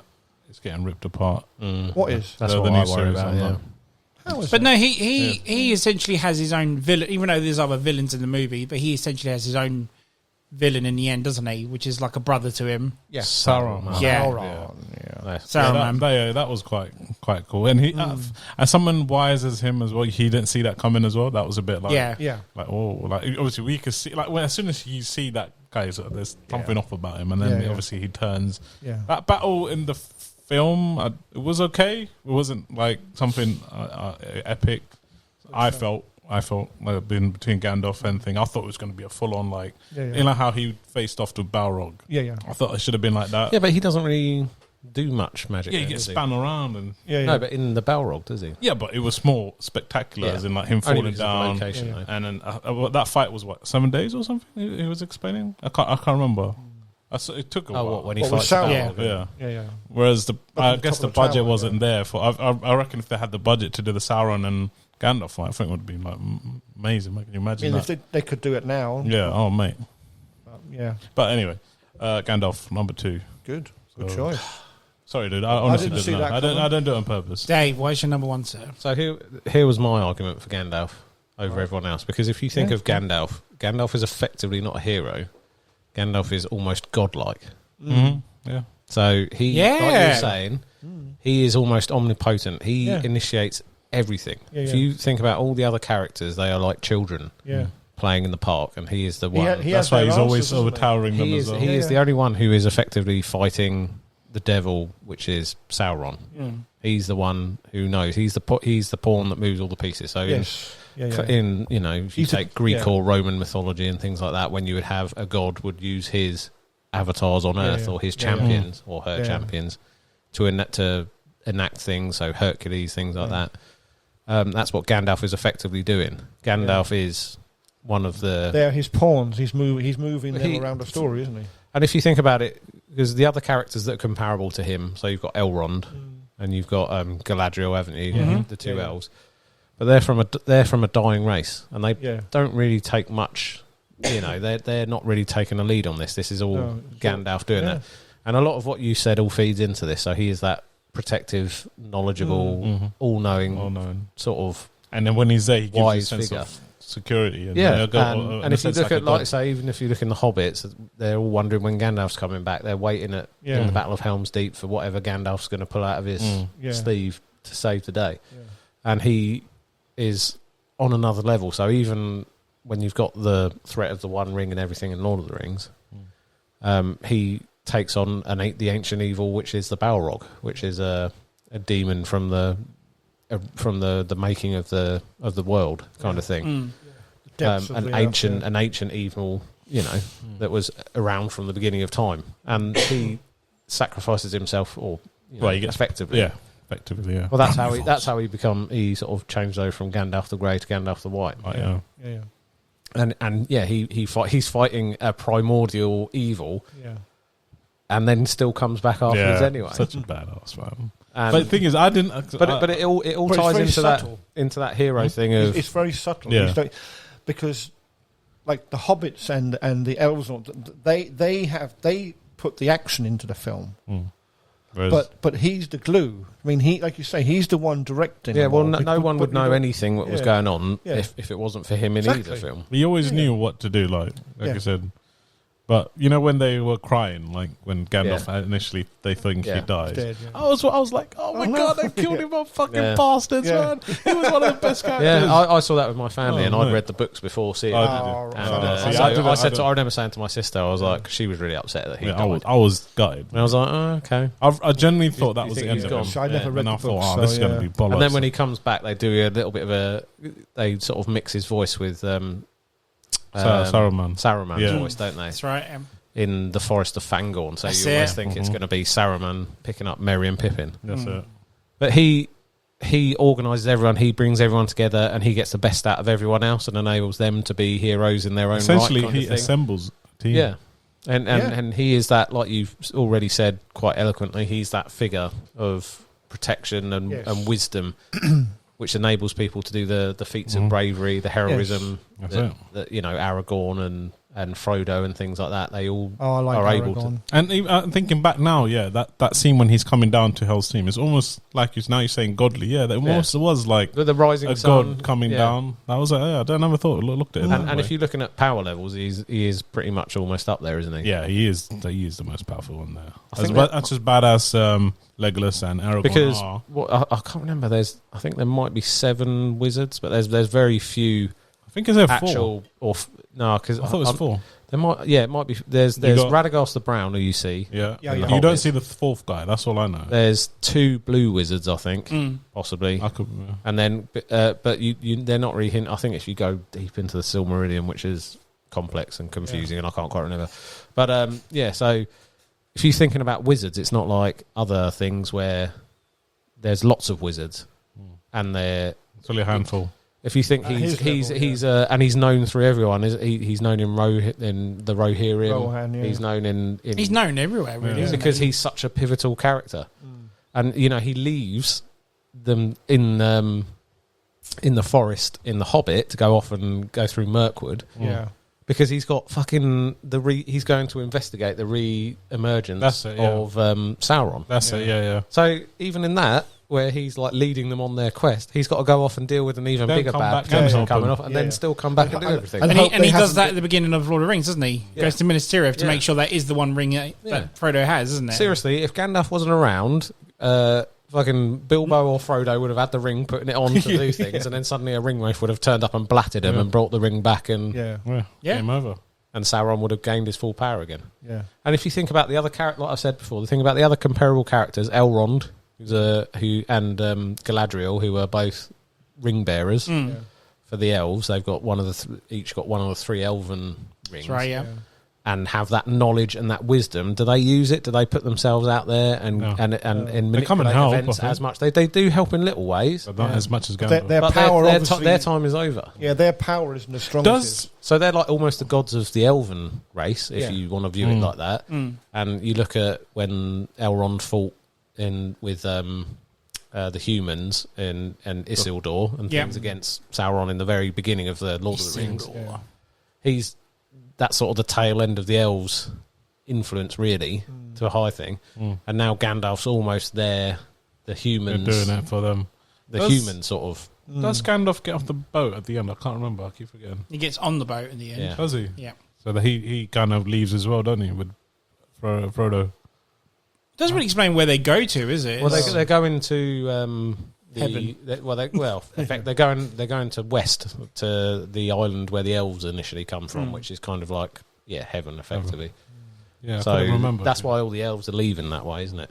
Yeah, because they're leaving Middle Earth and they're going back to a better place. Yeah, yeah. But anyway, like I said, Gandalf. Yeah, if you want anyone on your side, Gandalf. Yeah, he's just the guy that sorts it out all for you. It's like, you ready to go? Right, let's go. He's going to fall through the earth, smashing the shit out of a big fire fighting for 7 days. Yeah. And he thinks he's going to die at the bottom, but he's still whacking him with a sword. And the dude is ancient. How can he do that? I could barely get through a night shift, let alone 7 days beating a fucking Balrog up. It's just mental, man. When they showed that flashback, I was like. And that is such a good shot as well. If we get it's a good opening, isn't it? When you got even the sound of it, you got like that sort of like metallic as he catches the sword, and the music is on point, and then you've got that lovely shot where it's like a star falling to earth in the cavern, and it lights up as he comes down. Two Towers is underrated, mate. It's one of my favourites. Anyway, we've talked too much about that. Let's move on. I could talk for ages. Anything else on Gandalf? No. Right. Then we it was so close to being my number one, but it's number one. So obviously we've gone to yours. Yours is done, sir. John, number one movie hero of all time. You all know who my number one is. John Rambo. No. John Kelly. John Kelly from played by Michael B. Jordan. No. John McClane. I was going to say that. Has to be John McClane. Of course it was. We all knew that anyway. Of course you did. I did. Why is it John McClane, sir? I just like him. Moving on. Yeah. Because it takes place in the airport. No, the second one does. Not the first one. Yeah. No, because you can kind of relate to him more so than the other four, shall we say, in the list. He's just an average guy, really. Yeah, but it's a bit like Captain Miller from Saving Private Ryan. He's a normal guy, like you say, like I think it says in the film, wrong place, wrong time, sort of thing. But when it's your wife on the line, what would you do? And leave it to it. And he's an and he's an ex. Take the bitch. Yeah, he's an ex-cop, so of course he's going to try and bring his policeman's skills into it. Yep, once a cop, always a cop. Yeah, and I just like the way the story unfolds through all the films and stuff. And did you like how the character progressed in the other movies, or? Yeah, but I think it's like he gets older as a character anyway because he's. I feel really sorry for him in number 3. Yeah. Because he's moved out. He was a New York cop, wasn't he? He moved to LA to live with Holly, whatnot. That's right. Even after he's saved her twice, they still end up getting a divorce. Yeah. He moves back to New York, doesn't get to see his kids. No, and the kids end up hating him. Exactly. He's a good character, but I just feel so sorry for him. Yeah. But by the time he gets to the fourth and fifth films, it's like his kids don't really want anything to do with him and all that. And yet he's still John McClane. He still saves, like his son. Was he a CIA agent stuck in Russia? In the fifth one. And he goes out to see him, and then obviously because he doesn't realise who he is, who his son is. He doesn't know that he's a CIA agent, shall we say?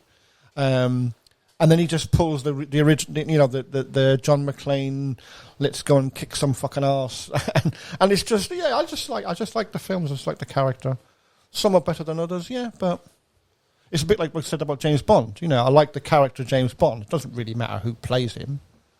And some of the James Bond films are better than others. It's the same with the Die Hard movies in John McClane. Some of them are better than others, but it still has a story. So is it okay for John McClane to climb on top of a jet whilst it's flying, but Indy can't get in a fridge to get away from nuclear weapon? It's the same bullshit in that level, isn't it? How the hell does it happen? But hey, it works for the film, so... That it? Yeah. Fair enough, okay. I know, you're all expecting it anyway, so yeah. And he's a good character, like I said, the first few of us. When he gets to number 3, I do start to feel sorry for him now. I've always liked a Die Hard film, so yeah. I couldn't really have any other character as number 1, really, could I? So you could, but but no, you do. Like I know you have a history with the Die Hards, I am a Die Hard it'd fan, be silly to not have John McClane in your top 5 somewhere anyway. Of course, yeah. So yeah, it had to be there. Good pick. He's a die-hard fan. He is a die-hard fan. Got one. You sure you don't want to go into more about John McClane? No, go on. Okay, fair enough. What's your number one then? My number one is so fucking obvious. You guys knew what it was from the start. Yeah. It's a strong, confident woman, and it's Rey from Star Wars. I knew it. No, fuck that. I'm joking. It's obviously Ellen Ripley from Aliens. So that was one I was almost going to pick instead of Sarah. Ellen Ripley by far is. She's always going to be. I don't think anything is ever going to top that woman. No. Sigourney Weaver nails it as that character. I go on about these set of movies all the time in this podcast. I'm going to go very quickly into it. I just love the fact from the first movie, she was the one that no one expected to survive. Yep. And how she does it, she overcomes the situation, whatever situation she's been in, and you feel from her, as soon as that last person dies on that ship and she's all alone with that animal, that creature on that ship, you are rooting for this woman to get out, regardless. Obviously, she does it in the end, and then she still has to face her fear in the second one. How she even fought to go back and be in that situation again, fuck that shit. I would never, ever do that. But that's what I love about Ellen Ripley. She overcomes her fear and thinks to herself, no, in order to get rid of this fear, I need to destroy these things. Hence why she goes and helps the Marines. Yeah, you have to destroy the threat, don't you? Yeah, and there are moments in number 2 where I just think she's obviously the best in number 2. She was obviously nominated for Academy Award for part 2 as well. And then obviously when we get to number 3, we've got the fact that she is so knowledgeable about these creatures that she is aware that she's self-impregnated, or the fact how she knows where she has to go hunt them, or where it's building a nest or anything like that, or how to defeat it, stuff like that. We obviously then get to a point where she has to do what any other hero would do, is self-sacrifice themselves to stop these creatures getting on. And then we get to the obviously shitty fourth one where they bring the character back. Yeah. And it was very odd how they brought her back, because she wasn't the Ellen Ripley until the very, very end of the film, which was a bit of a downer for me. So I never really count for in a bizarre film. You have to admit it wasn't it?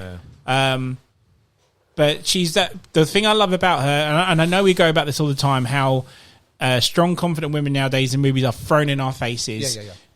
There's no way Ellen Ripley is ever at all in these films. Like I said, from start to finish, you root for her. Yeah. You want this character to survive and, save the day, defeat the monsters, save the little girl, rah, rah, rah. There's nothing bad about, apart from number 4, like I said, there's nothing bad about this character, and she is pretty much everything a hero is, especially when she goes to save Newt. Yeah. There's no reason why she doesn't have to go save her, but, there's that part where it's like a mother's instinct. Exactly. And that's where it comes into, because it wasn't in the original. In the director's cut, they mentioned that she had a daughter, and because she slept for 57 years, she never got to see her daughter grab her. And that's where the mother instinct of Ellen Ripley comes into us, and it's so beautiful for this character. In a way, it's a bit like a mother face off. When Newt calls her mummy at the end, I swear to God, I shed a tear every time. And I don't know why, but it's just, oh my God, I'm trying not to cry out. It's just why I love her so much. And I know we'll never get to see Ellen Ripley again. We nearly did with Neil Blomkamp's Alien, which never happened. And I'm so gutted about that. But he would have done it good. I think he would have done a good job. Yeah, it would have been so good. We're like literally one film away from completing the circle of all the and it's just like there's that little bit left. Need to. I don't think we'll ever. I'm just going to just leave it as those 3 films, and that's it. Depends if the franchise gets cool again, shall we say? We might get it, but it would just be. It won't be with her though. No. I'm kind of glad she got involved with the some of the video games like Alien Isolation. They've kind of made that a canon part of it, which I really do like. Yeah. But just Ellen's got to go in there. And I know it's a woman. It beat Indy, but she is again. It was on one of the best heroes or heroines, whatever you want to say it, on movie screens. Regardless, I can't go anything else into it because I'm going to bore people with it. Big Gal, what is your number 1, sir? Come on, come on. Is Optimus Prime? Oh right, okay. Robots in disguise. Yeah.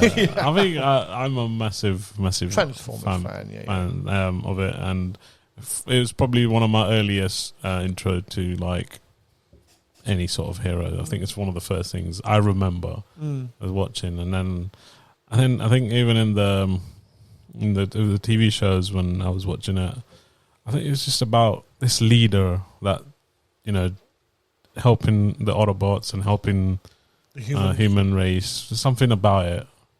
Alongside his voice of this sort of brave sort of soldier, like just doing all the right things, calling the shots. And, and obviously the movies one of the movies did justice for it. Yeah. And, I'm just a massive, massive fan of Optimus Prime, I think. And probably, like, if I was going to include other heroes, maybe, but I think he is, hands down, one of my favourite. Yeah, he's the Gandalf of the Transformers, really, isn't he? Really? In a way, in a sense. He puts them all together and guides them and stuff, so, yeah. And I think the battle between him and Megatron is always it's like what you said with the beginning, with Batman versus Megatron is no Joker, but it still kind of brings out the best of Optimus. Yeah, but it's good versus evil, isn't it? So, yeah. You've got to have a bad guy. If you've got a good guy, you've got to have a bad guy. So. Yeah. And that damn voice, man. Yeah, gets me every time, man. But I watched the series on Netflix as well. I know it's okay, but they don't have the actual Optimus Prime's voice. So can you imagine him without the voice? No, that's what I'm saying. That's the thing. Exactly. I watched the show and I was like, oh man, it's not the same. It's not the same, man. It's something about that voice. voice. What if John voiced him? I'll fucking kill myself. I am Optimus Prime. Yeah. No. I send out a message to all of you. Fuck off. Yeah, I think if I didn't, even in the very beginning, if I didn't have that voice, maybe would it be in my list? I don't know, but I think with the cool side of the actual vehicles transforming, that was cool. But I think the voice had something to do with it. Yeah. It's some sort of I don't know. It just felt right for the character. The character that played that role, that voice suited it so well. And just gonna. I know I always talk about Transformers, but I'll be honest. I was waiting for it to be like Pikachu or something. Oh, So even though there is like a Detective Pikachu, it's a movie eventually. Oh Jesus! Yeah, do try it, man. Yeah, Optimus is good. I mean, better than. It's lucky there's 5 movies based on him, but the film don't. Do it and justice apart from the first one. But the episode's about movie characters. Yeah, I know. That's what I'm saying. It's lucky that he's in a movie. Yeah. I mean, I still watched all the movies. Sure, I'm not. Did you ever watch the animated one? Have you ever seen the animated one? The 80s one I'm talking about. Yeah, when he dies. Yeah, that's what I was saying. Right. Yeah, I've seen that one as well. Okay. But that's obviously, good, you've got history with it. Then, yeah, that's what I'm saying. That's my first sort of real heroes that I started to watch. Obviously, the movies. Yeah. But he's part took it of that stage further. Then So nice. I keep that sweet and simple because nice, good choice. Good choice. Does anyone have any other honourable mentions at all? Yeah, go for it. There's loads, isn't there? Yeah, for it. Harry Potter was one of mine. Yep. Yeah, that was close. Yeah. Dumbledore. I would have said that. Yeah. Fuck. Is that it? I thought you said there was loads. I didn't write a list. Rambo. I mean, you've got all the action heroes and all the stuff. Yeah, I mean, we can't name them all. I was going to. But one I was literally going to put. I'll just throw one, which I was going to be. But I mentioned on this podcast too many times. I didn't want to put it on the list. Was Odysseus from Old Boy, which would have been my revenge story. So you say you've got your Luke Skywalkers and everything else, but shitloads to mention. Agent K, Neo. No one mentioned Neo, did they? I'm looking at the posters here. Look, RoboCop's another one. Yeah. Jack Burton. Why didn't I think of that? Who else is there? Johnny Utah from Point Break. Yeah, look. Sidney Prescott's there in the corner. There you go. Yeah, see, I was thinking. Is there any heroes in Jurassic Park? Would you say like Sam Neill and? Yeah, I would say that. Yeah, not as stand out. I would say. Yeah, no way. Define it though. Maybe Chris Pratt. So basically, someone. No, but I'm just saying they're not really. What about McFly? Again, he was on my list, and I took him out last minute. I thought someone was going to say Doc. No, because I had Marty, but obviously Marty was obviously another honourable mention. I was going to say Gladiator, but it already got brought up, so I couldn't mention it. Gladiator definitely was. I knew one of you guys were going to put it, so I didn't. Yeah. There's 3 that I didn't put in because purposely I know what was going to. What was the other 2 then? What's that? You said you put 3, and what was the other 2? Ellen Ripley, Maximus, which he said, and the other third one was, no. Oh, you had someone from another action film, wasn't it? Yeah. That's it, yeah. All right. Yeah. So, should we just leave it there then? Yeah. We're done. Yeah, I think we've covered them all, haven't we? So. Yeah, all right. So we'll finish it there, guys. Thank you for coming, obviously, as always. Guys, if you enjoyed what you listened to, follow us on Facebook at the M.T.V.B podcast, or on Instagram at M.T.V.B podcast, or on TikTok at M.T.V.B podcast 197, or on Twitter at M.T.V podcast 1. Nice. You should have done that in an Optimus Prime voice. You should have done, really, yeah. But no, thank you guys for coming on the show. I hope you enjoyed yourselves. Yeah, we did. And we'll leave it there and say that it's Ant-Man signing off along with JK47, Dave, a.k.a. Grey Fox. Nice. What? A.k.a. Grey Fox. Big G. Just a reminder, Indiana Jones sucks ass. And so does Optimus. Good night, guys.